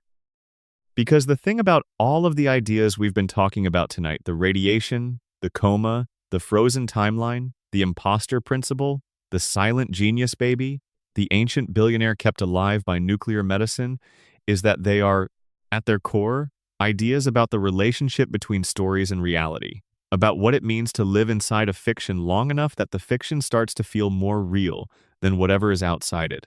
Springfield is more real to many people than many real places they have lived in. This is objectively true and objectively strange, but it is the lived experience of a generation. The house at 742 Evergreen Terrace exists in the imagination with a solidity that most people's childhood homes do not achieve. It has been described and depicted and referenced so many times that it has a weight, a presence, a reality to it that exceeds what any physical house can have. Homer Simpson is more familiar than many real people. His voice, his expressions, his particular brand of joyful self-destruction, these are known. They are part of the furniture of the mind. And because these fictional things are real in the only sense that matters, in the sense of being genuinely present in someone's experience, the theories that try to make sense of them are doing something real too. They are not just games played with a TV show. They are attempts to understand what it means to love something fictional, what you owe to the things you love, what those things might owe you in return. The theories are, in this reading, a form of devotion. The fan who constructs an elaborate argument for why Homer is in a coma is not being silly or obsessive. They are paying attention in the deepest way available to them. They are honoring the object of their attention by taking it seriously enough to wonder about it, to push against its edges, to ask what it would mean if everything it showed us were true. That's not nothing. That is, in fact, a beautiful thing to do with a story. Springfield rewards this kind of attention because it was built with this kind of attention. The writers who made it were paying attention to the world around them with extraordinary care. They were noticing things that most people looked past, finding the shapes inside the ordinary, finding the tragedy inside the comedy inside the tragedy, and the theory inside the gag. They were doing what the best storytellers always do, taking the world seriously enough to tell the truth about it sideways. And they did this for 35 years. That's not a career. That's a life's work. The fact that the work produced mysteries rather than answers, that it left gaps and contradictions and loose threads everywhere, that it resisted closure and neat resolution, that it kept generating new ways to be interesting even when it had been going long enough that interesting should have run out. This is not a failure of the work. It is the work. A story that still makes people wonder, still makes people build theories in the middle of the night, still makes people write long essays about what it means, is a story that is still alive. Springfield is still alive. The theories are the proof. You are awake in the middle of the night thinking about a yellow cartoon family and a nuclear power plant and a baby who might be the smartest person in any room. And this is not a waste of your time. This is one of the most human things you can do.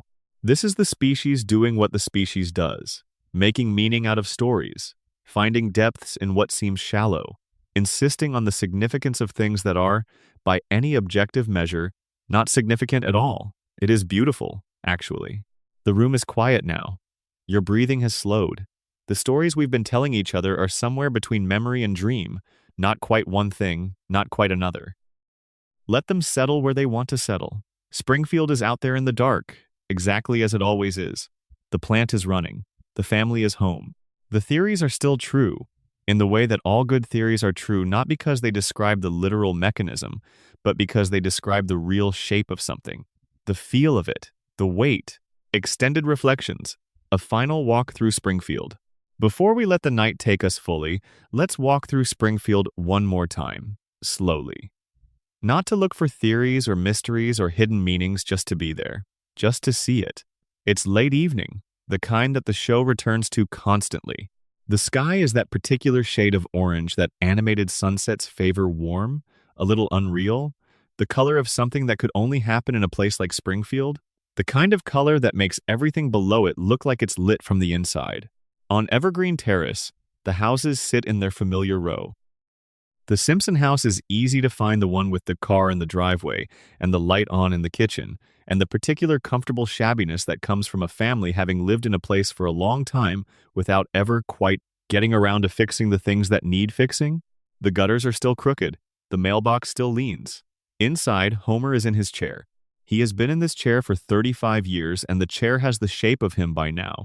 The same way long-lived relationships develop a shape that fits both people, worn into exactly the configuration that two people together require. He's watching something. Whatever it is, it's loud. You can hear it faintly through the window. Marge is in the kitchen. She is making something, or cleaning something, or doing the kind of ongoing household maintenance that never fully completes and never gets acknowledged. Her hands are always doing something useful. This is the most consistent fact about Marge, not her blue hair, not her patience, not her relationship with Homer, just the fact that her hands are always doing something useful, that she is always attending to the 10,000 small tasks that make a house a home, that she never stops without the whole thing stopping. You could love her just for that. Upstairs, Lisa's light is on. She's reading, probably. Or writing in her journal. The particular kind of journal that is addressed to an imagined future audience, rather than to herself, the journal of someone who believes their experience is worth recording. Who has enough faith in the future to imagine someone in it caring what she thought about things? The saxophone is on its stand by the window. She'll play it later, when the house is quiet enough. Bart's room is dark, which probably means he's out somewhere he shouldn't be, doing something he'll later deny having done. Or possibly he's asleep. Bart sleeps the sleep of the genuinely untroubled, the particular deep unconsciousness of someone whose conscience has been trained to produce a very specific kind of selective blindness. Either way, his room is quiet. The skateboard is against the wall. The posters are where they always are. Maggie is in her crib. She's awake. She always seems to be awake when you check on her, even late. You would think a 1-year-old would be tired more, but Maggie looks at the ceiling with those enormous eyes. And the ceiling is apparently very interesting. Or the walls, or the window, or something you can't see from where you're standing. She knows you're there, though. She always knows. The pacifier moves. You can't quite tell what the gesture means. Down the street, Ned Flanders' lights are on too. He's doing something wholesome, Bible study, or baking, or one of the hundreds of small, useful activities that fill Ned's evenings. His house is tidy in a way that the Simpson house is not. Everything in its place, every surface clean, the particular calm of a space maintained by someone who uses order as a way of managing an inner life that requires it. Rod and Todd are asleep. Ned checked on them twice already. They are fine. They are always fine. Ned watches them sleep for a moment and then goes back downstairs to his wholesome activity and his prayers. And somewhere above the house or beyond the house or simply in the space where things that cannot be heard exist, the silence continues. At the edge of town, the nuclear plant hums. It always hums. Even at night, even when the parking lot is empty and the offices are dark, the plant maintains its particular low continuous sound, the sound of something enormous doing what it was built to do without rest or interruption. The cooling towers put their steam into the sky.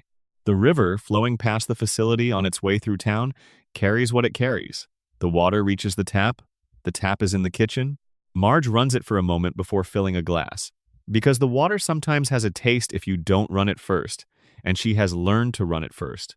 And she has not thought in a long time about why she learned that. Somewhere across town, in an old building that is always lit no matter what time you drive past it, a light burns in an upstairs window. Behind the light, Burns is sitting at a desk that has probably been in that room longer than most countries have existed, reading something in the particular posture of someone who is accustomed to the late hours and does not experience them as unusual. His treatments are scheduled for tomorrow. He has exactly as many days as he has treatments. He has not run out of treatments yet. He turns a page. The town is quiet now. The night is deep. The theories have been told, and the mysteries have been circled, and the questions that cannot be answered have been given the time they deserve. Springfield rests. It will be exactly the same tomorrow. It will be exactly the same the day after, and the season after, and the decade after. Bart will be 10, Lisa will be 8. Homer will drive to work in the morning with the window down, and somewhere in that car, on that drive, there will be a moment not written into any script, not depicted in any episode, just implied by everything the show has built over 35 years, where Homer looks at the road ahead of him and feels, all at once, the full and complicated reality of his life. The plant at the end of the drive, with its safety violations and its humming core. The family at home behind him, already their particular selves. The town around him, yellow and impossible and beloved, laid out under that same orange animated sky. He feels all of it for one brief moment. And then the moment passes and he puts his hand out the window to catch the wind, and he goes the rest of the way to work thinking about donuts. This is Homer. This is Springfield. This is, in the end, the show. Not the theories, not the mysteries, not the elaborate structures that fans have built over 35 years to make sense of it. Those are real, and they matter, and they are genuinely interesting. But underneath them, at the very center of everything, is just this. A man driving to work, hand out the window, catching the Springfield morning, alive, present, going toward whatever the day brings, going home at the end of it. That's enough. That has always been enough. Sleep well. End of full script. Extended reflections. The show's golden architecture. There is a quality to the best Simpsons episodes, a specific structural elegance that gets overlooked in discussions about the show's longevity and its theories. It is a quality that belongs to the writing itself, to the way the room of writers who made the show thought about what a good episode needed to be. The best Simpsons episodes contain at least 2 simultaneous stories happening at different registers. There is the surface story, the plot, the jokes, the gag that will become a meme, the celebrity cameo, the physical comedy that Homer's elastic cartoon body makes possible. And then there is the underneath story, the one about what the surface story is really about, the emotional reality that the comedy is protecting and concealing, and, at its best, delivering sideways. The surface story of the Mother Simpson episode is, Homer fakes his own death to avoid work and ends up finding his missing mother. It has gags. It has absurdist moments. It has the show's characteristic velocity of jokes. The underneath story is, a man discovers that the explanation he has always carried for the most formative loss of his life was a lie, that the person he was told was dead has been alive, and that the reason she could not return to him was someone he has been serving, obediently, his entire adult life. It is a story about the architecture of exploitation, how power shapes the personal, how institutional harm travels down into the most intimate spaces of a person's life and makes itself at home there without ever announcing what it is. Both stories are true simultaneously. You can watch the episode for the gags and come away having laughed. You can watch it for the underneath story and come away having felt something more complicated. You can watch it for both and come away with the particular quality of emotion that the best art produces: the feeling of having received something real, dressed as something light. This double register structure is why the show has generated so many theories. The theories are attempts to make the underneath story legible. When fans construct elaborate readings of what the radiation is doing to Springfield, or what Homer's coma means for the show's structure, they are following a genuine signal. The signal that there is more here than the jokes, that the underneath story is real and is worth finding. The writers of the show at its best were not just writing jokes. They were using the jokes as a carrier signal for something more lasting and more true. And the show's willingness to do this for 35 years, to maintain this double structure across hundreds of episodes and multiple generations of writers, is genuinely extraordinary. Most shows that run this long give up the depth long before they give up the length. They become the surface story and nothing else pleasant, professional, legible, empty. The Simpsons at its best has refused this. Even in the later seasons, which are often dismissed as having lost the quality of the golden era, there are episodes that suddenly reach through the accumulated years and find something true, and say it in that oblique, sideways way that only the double register structure allows. The goldness of the golden era is real. The arguments about when it ended are real. The decline from those heights is real. But the architecture has never fully gone away. The capacity is still there. The double story still happens, when the right conditions align. And the theories are still being generated because the underneath story is still generating signal. Extended reflections on what we do with the things we love. Here is the thing that no theory fully accounts for, and it is perhaps the most important thing about the way The Simpsons exists in the culture. We keep it. Not the network, not the studio, not the business infrastructure that profits from its continuation. We, the audience, the people who have been watching since 1989 or since the mid-90s reruns, or since finding it on a streaming service last year, we keep it, we hold it, we return to it. We build theories about it and write essays about it and quote it in conversation and use it as a shared reference point with strangers and with the people we love. This is not passive consumption. This is something more active and more personal than passive consumption. This is a relationship, conducted over years or decades, with a piece of work that has somehow become part of the furniture of who you are. The show is in there now.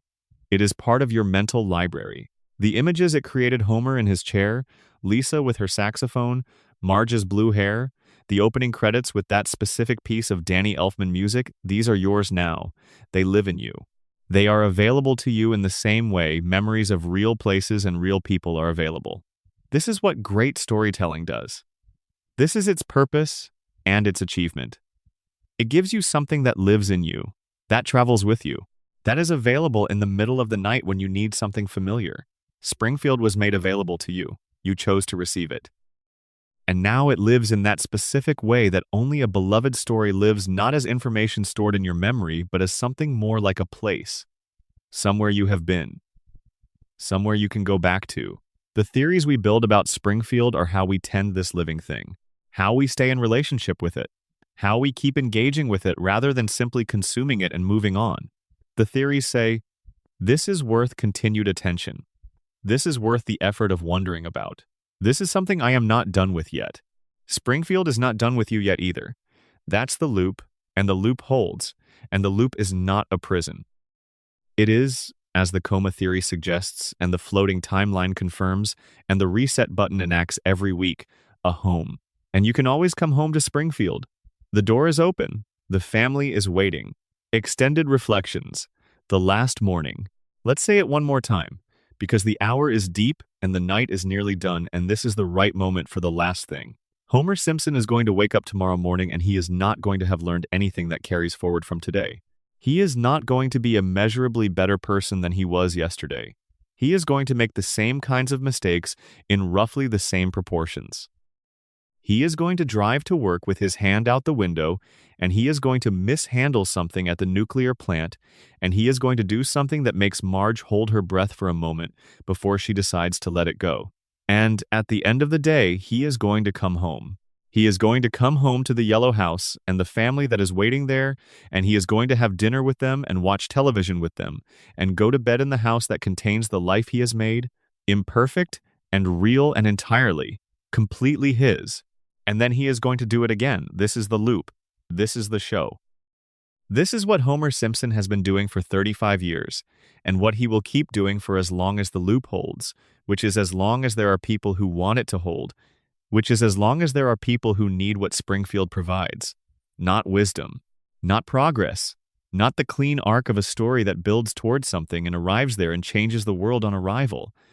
Just the loop, the house, the family, the same morning, every morning, full of the same possibilities for disaster and grace. And it is enough. Homer has always known it is enough, even when he can't quite say so, even when his actions suggest he doesn't know it at all. Somewhere underneath the chaos of his daily life, he knows. The yellow house is the whole world. The people in it are the whole sky. The loop turning is the whole point. You can sleep now. You will dream something. And in the morning, like Homer, you will try again. Springfield will be there when you need it. It always is. End of script, full version. Extended reflections. The supporting cast and what they carry. We have spent most of the night with the Simpson family. And rightly so, they are the center of the show and the center of all the theories we've been exploring. But Springfield is a town, not just a household. And the people who populate it beyond the immediate family carry their own weight, their own mysteries, their own quiet contributions to the show's larger portrait. Let's spend a little time with some of them. Apu Nahasapi Mapetalon runs the Quick E-Mart with a dedication that borders on the superhuman. The store is open at hours no reasonable business would be open. He is there behind the counter at times that suggest he either does not sleep or sleeps behind the counter between customers. He has 8 children octuplets and manages the simultaneous chaos of a family that large and a business that demanding with a kind of stoic grace that the show often plays for comedy but that, examined carefully, contains genuine pathos.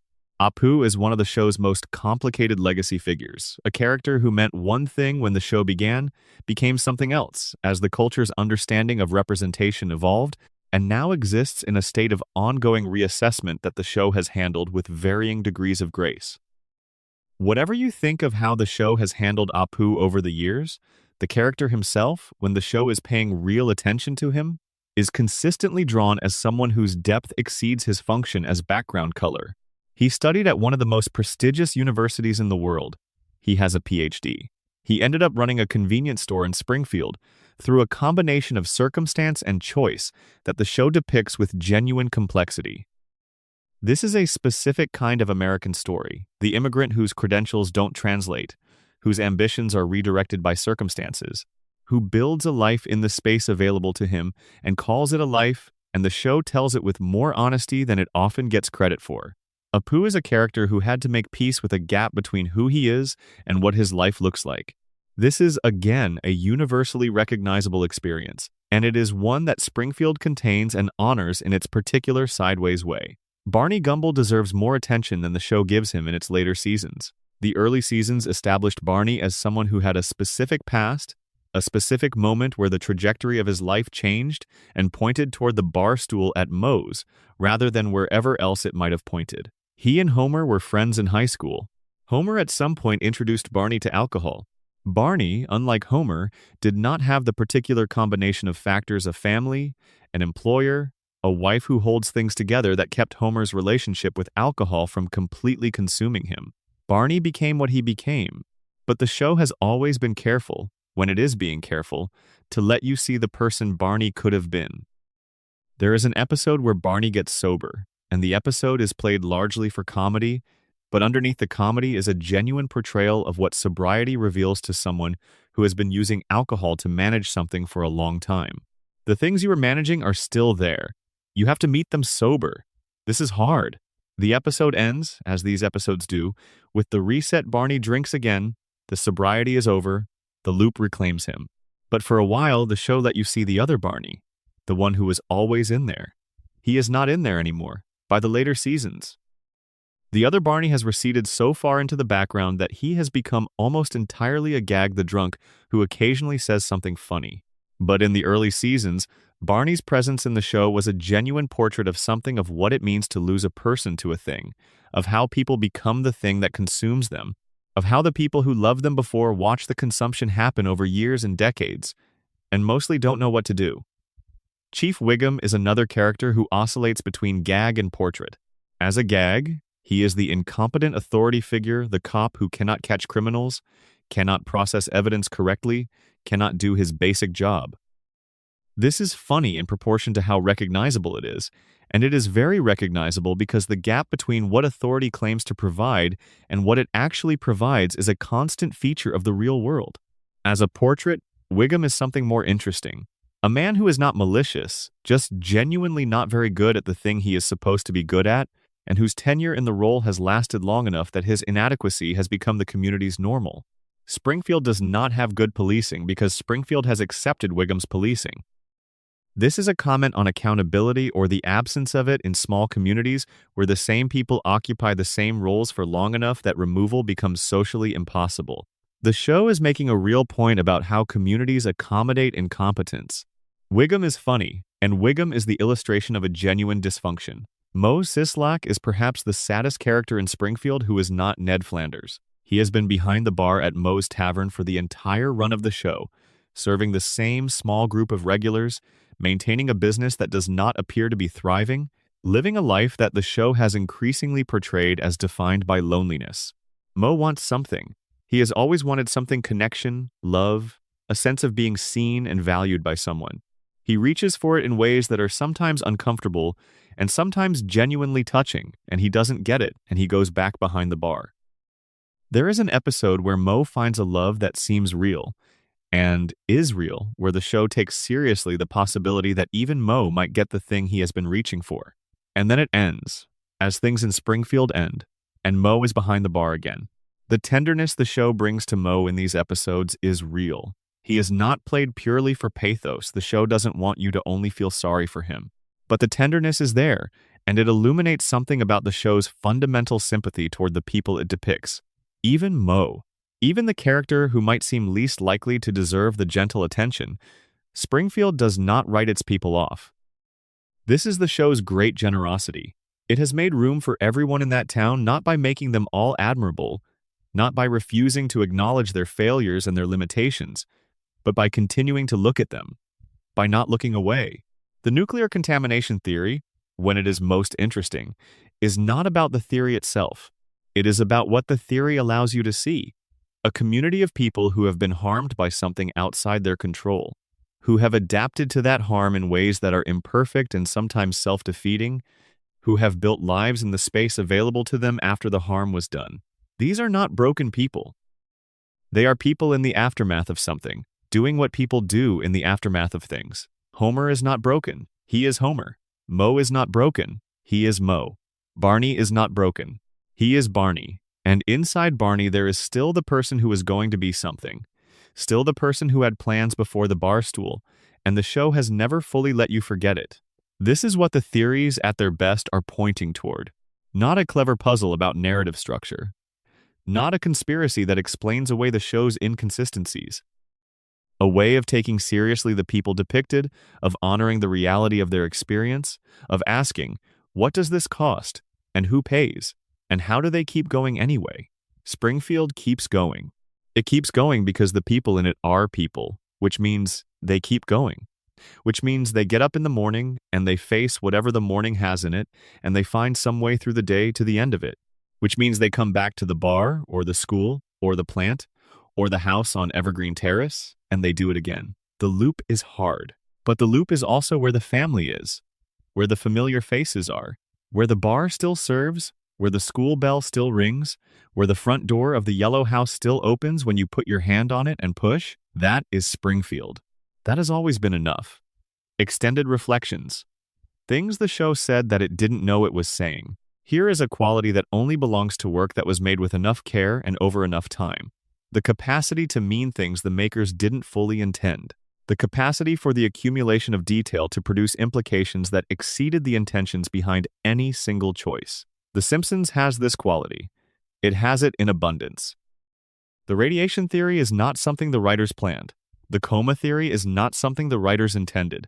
The observations about Springfield's geography and its relationship to accountability and its collective mechanisms for denial, none of these were sat down in a writer's room and consciously constructed as a unified statement. They emerged. They emerged from the accumulation of individual episodes, individual jokes, individual character decisions that were each made for specific local reasons and that, when viewed from a sufficient distance, formed shapes no one intended. This is the way that genuinely large-scale work operates. It generates meaning through accumulation in ways that its makers cannot fully control. The meaning comes from the scale. It comes from the decision to keep going, to keep adding to the thing, episode after episode and year after year, until the thing has enough mass that it starts to have its own gravity. The Simpsons has gravity. You feel it when you step into the show's orbit. There is a pull, a sense that this world is more complex than any single episode can describe, that there are more implications to follow than any single viewing can exhaust, that the thing goes deeper than the surface in directions you have not yet explored. That's what the theories are following, that gravity, that pull, that sense that there is more here. And there is. There always has been. The show has been saying things it didn't know it was saying for 35 years. The theories are how we hear those things. The best thing you can do with a story that does this is exactly what the Simpsons fan community has been doing for decades. Pay attention, keep watching, keep wondering. Follow the threads wherever they go, even into the dark, even into the uncomfortable, even into the places where the theory starts to feel less like an explanation of a cartoon and more like a way of thinking about the real world. Because that's the thing about Springfield. It was always a way of thinking about the real world. The yellow skin and the four fingers and the floating timeline were always ways of defamiliarizing something familiar, of making the ordinary strange enough that you could see it clearly. The theories make Springfield strange enough to see clearly, too. And what they reveal when the strangeness does its work is a portrait of a community trying its best under conditions that were never quite fair. Of a family doing the impossible work of loving each other through the accumulated damage of a world that doesn't make it easy. Of ordinary people. In the most specific and detailed sense, people with names and faces and specific absurd histories trying to make something real out of the materials they have been given. That is the show. That has always been the show. You can sleep now knowing what it was about. Or you can stay awake a little longer and keep wondering. Springfield will be here either way. Extended reflections. The full weight of what we built together. Let's go back to something we mentioned early on and left without fully exploring. The specific quality of the Springfield setting as a piece of American geography of the imagination. America has always told stories about its own geography. Not just the physical landscape, the mountains and rivers and coastlines, but the imaginative landscape. The what it means to live in this country, in this town, in this particular kind of community. The small American town has been one of the most productive fictional settings in the country's literary history. A place where certain kinds of stories become possible and certain kinds of characters become legible. Main Street America, the place where everyone knows everyone, where the past is always present, where the boundaries between public and private are permeable in ways that urban life does not produce. The place that is simultaneously suffocating and sustaining, that holds you in ways that sometimes feel like love and sometimes feel like imprisonment and sometimes feel like both at the same time. Springfield is this. Springfield is the definitive version of this. It is the iteration of the small American town that has been most widely seen and most deeply absorbed into the collective imagination. When people in other countries think about American small-town life, they often think through Springfield. The show has colonized that imaginative space, and this means the show's portrait of what small-town American life is, the corruption and the community, the surveillance and the belonging, the way the same person is simultaneously your neighbor and your warden, the way everyone knows your business, and nobody asks the right questions. This portrait has become the dominant one. It has shaped how Americans and non-Americans think about this kind of place. The theories are, in part, theories about what the dominant portrait got right. The nuclear contamination reading is a theory about the way industrial harm moves through small communities that depend on the industry causing the harm. The collective denial reading is a theory about how communities suppress information that would require them to change. The Burns immortality reading is a theory about the persistence of old wealth in economies that were supposed to allow for democratic redistribution, but often don't. These are real observations about real phenomena, dressed in the language of a cartoon. The cartoon makes them accessible. The theories make them explicit. And here, in the quiet of the night, we can hold all three levels at once: the cartoon, the theory, the reality the theory is pointing toward, and let them sit together without needing to resolve into any single thing. This is what the best imaginative work does. It operates on multiple levels simultaneously and trusts you to hold multiple levels. It does not decide for you which level is the right one to attend to. It puts them all on the table and watches what you do with them. You have done something with them tonight. You have followed them through 35 years of Springfield history, through the theories and the counter-theories, through the emotional cores and the structural observations, and the moments where the comedy drops away and something more tender and more true is briefly visible underneath. You have been a good audience for Springfield tonight. Springfield thanks you for your attention. Extended reflections. One last thought about Homer. We keep coming back to Homer. The theories keep coming back to Homer.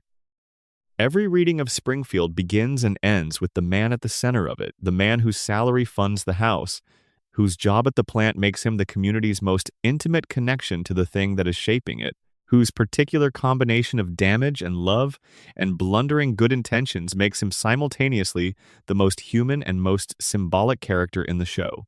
One last thought about Homer, before the night is over.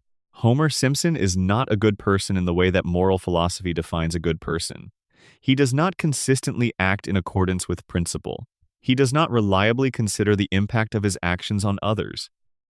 He cannot be depended upon, in a general way, to do the right thing when doing the right thing requires effort or sacrifice, and yet, there is a specific kind of goodness that Homer has, and the show has always known it was there and has always protected it even when everything else about Homer was being sacrificed for the joke. It is the goodness of someone who, despite everything, despite the failures and the selfishness and the damage, keeps showing up, who keeps trying, even badly, who keeps being available to be moved by his daughter's saxophone, by his wife's patience, by the specific smallness of his son's face when Bart needs him and won't say so. Homer is moved, constantly, by ordinary things. By the sunrise on his drive to work, and by the cold beer at the end of the day, and by the television's blue glow, and by the sound of his family sleeping in the rooms around him. He receives the beauty of his life, the modest, imperfect, entirely specific beauty of it with a directness and a lack of embarrassment that more sophisticated people cannot manage. This is the thing about Homer that the theories don't quite capture, and that the show has always known was the most important thing. Not his resilience or his cognitive state or his relationship to Burns or the machinery of his exploitation. Just this. He is awake to his life in a way that the smarter and more defended people around him are not. He feels it. He feels all of it. Without filter, without protection, without the sophisticated distancing mechanisms that people who have been hurt enough develop to avoid being hurt again. He feels joy when joy is available, and pain when pain is available, and love, above all, love, the particular, desperate, sprawling love of a man who knows what he has and is terrified of losing it, even when his actions suggest that he doesn't know or doesn't care. He knows. He cares. He just can't always translate that into behavior. This is the gap at the center of Homer Simpson, and it is the gap that makes him real. The gap between what you feel and what you manage to do about it. Between who you want to be and who you are on any given Tuesday, between the love you have and the love you manage to express before the opportunity passes. Every human being who has ever watched this show and recognized something in Homer has recognized this gap, has felt, watching him, some version of, yes, that. That is the gap I live in too. The theories try to explain Homer from the outside. The radiation, the coma, the manufactured compliance. These explanations are interesting and they illuminate real things. But Homer cannot be fully explained from the outside because the most important thing about him is on the inside. It is that gap, that specific human gap. You know it. You have lived in it. It is not the gap of stupidity or pathology.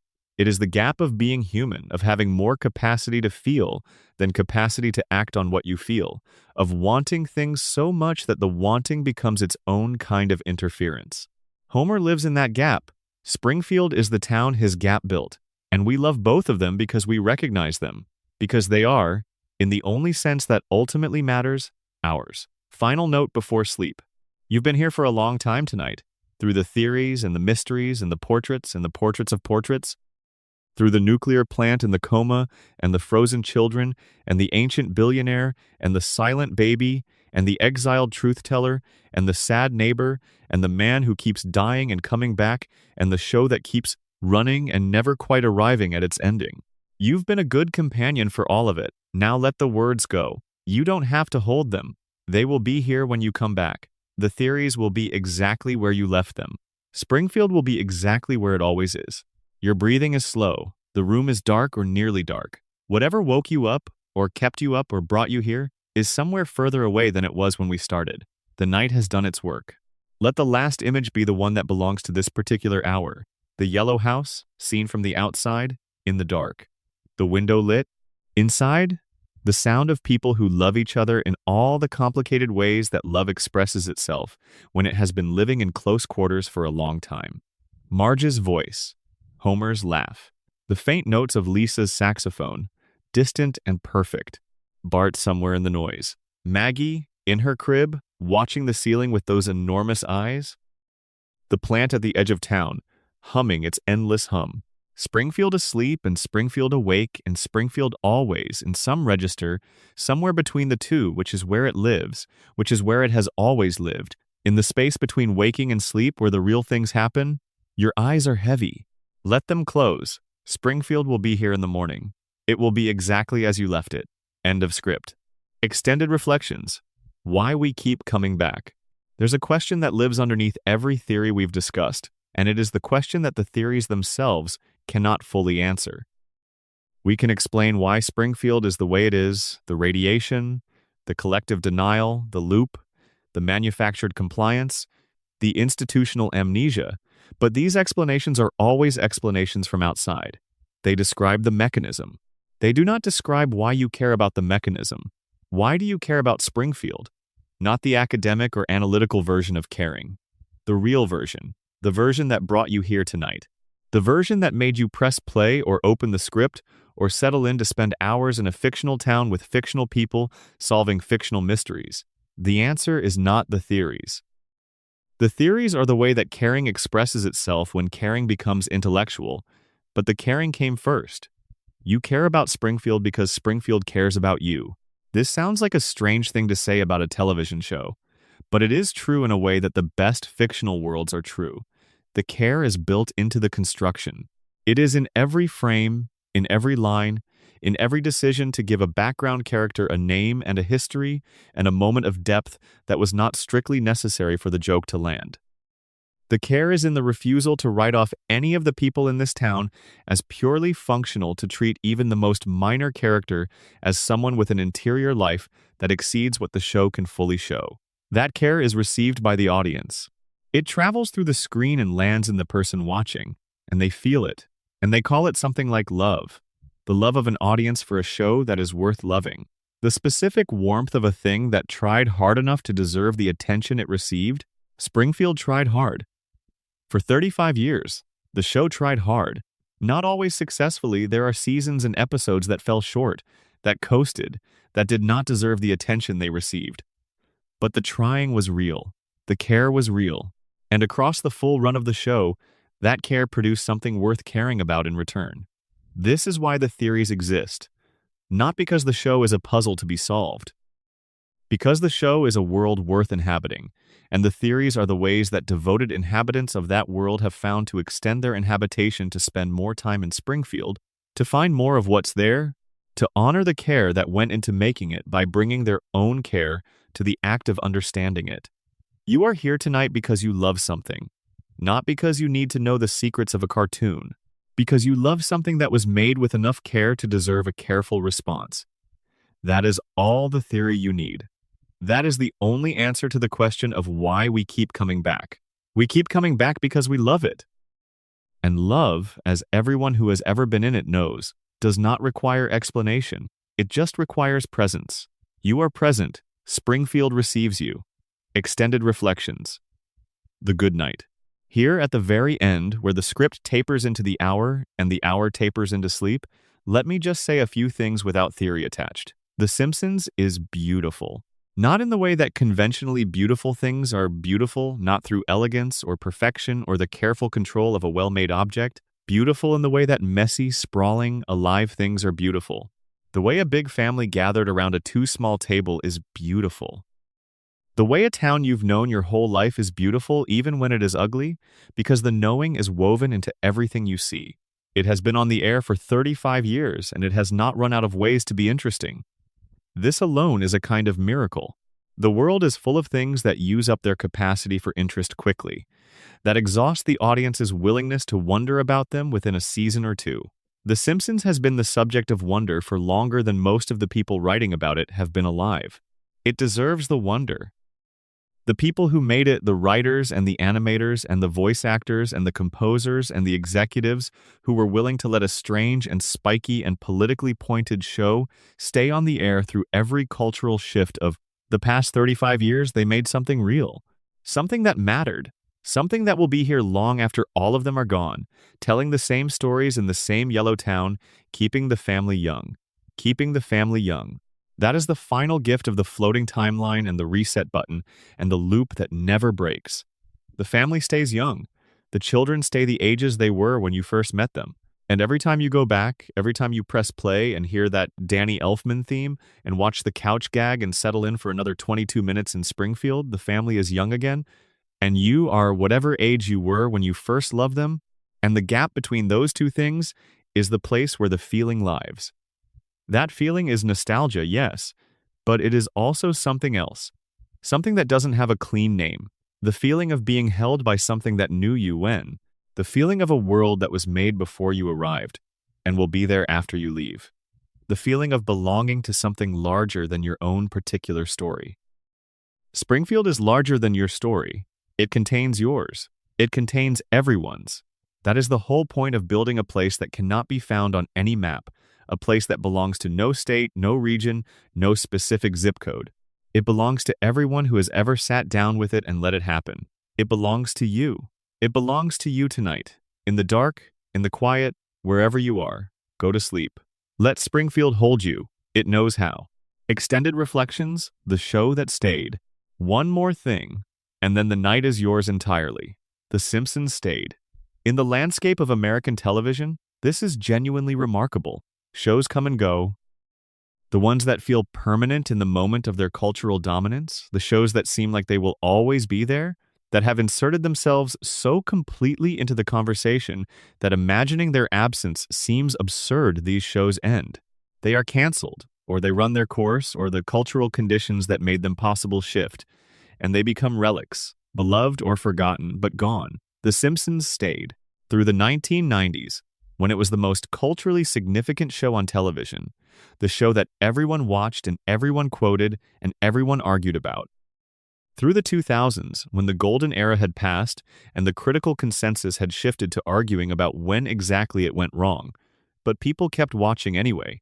Through the 2010s, when nostalgia and streaming and the internet's endless appetite for reference and re-reference made the show available in new ways to new audiences who had never watched it in its original context.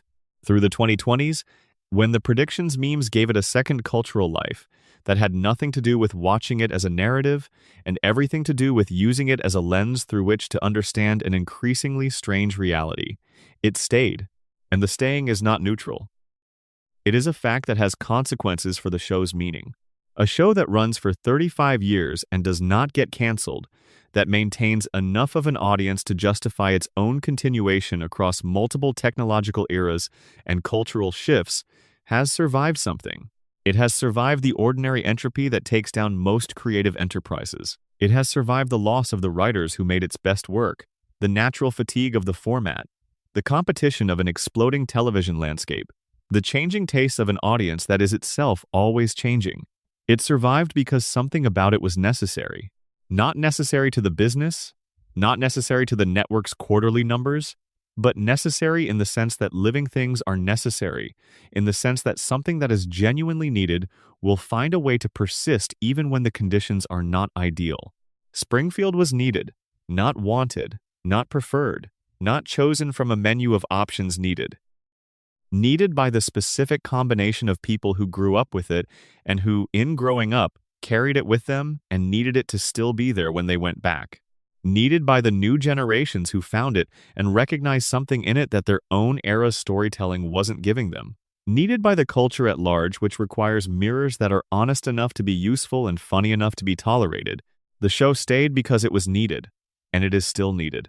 You are here tonight, in the specific hour when the day has given way, and the night is deep, and what you need is something familiar and true and gently strange. You chose Springfield for this hour.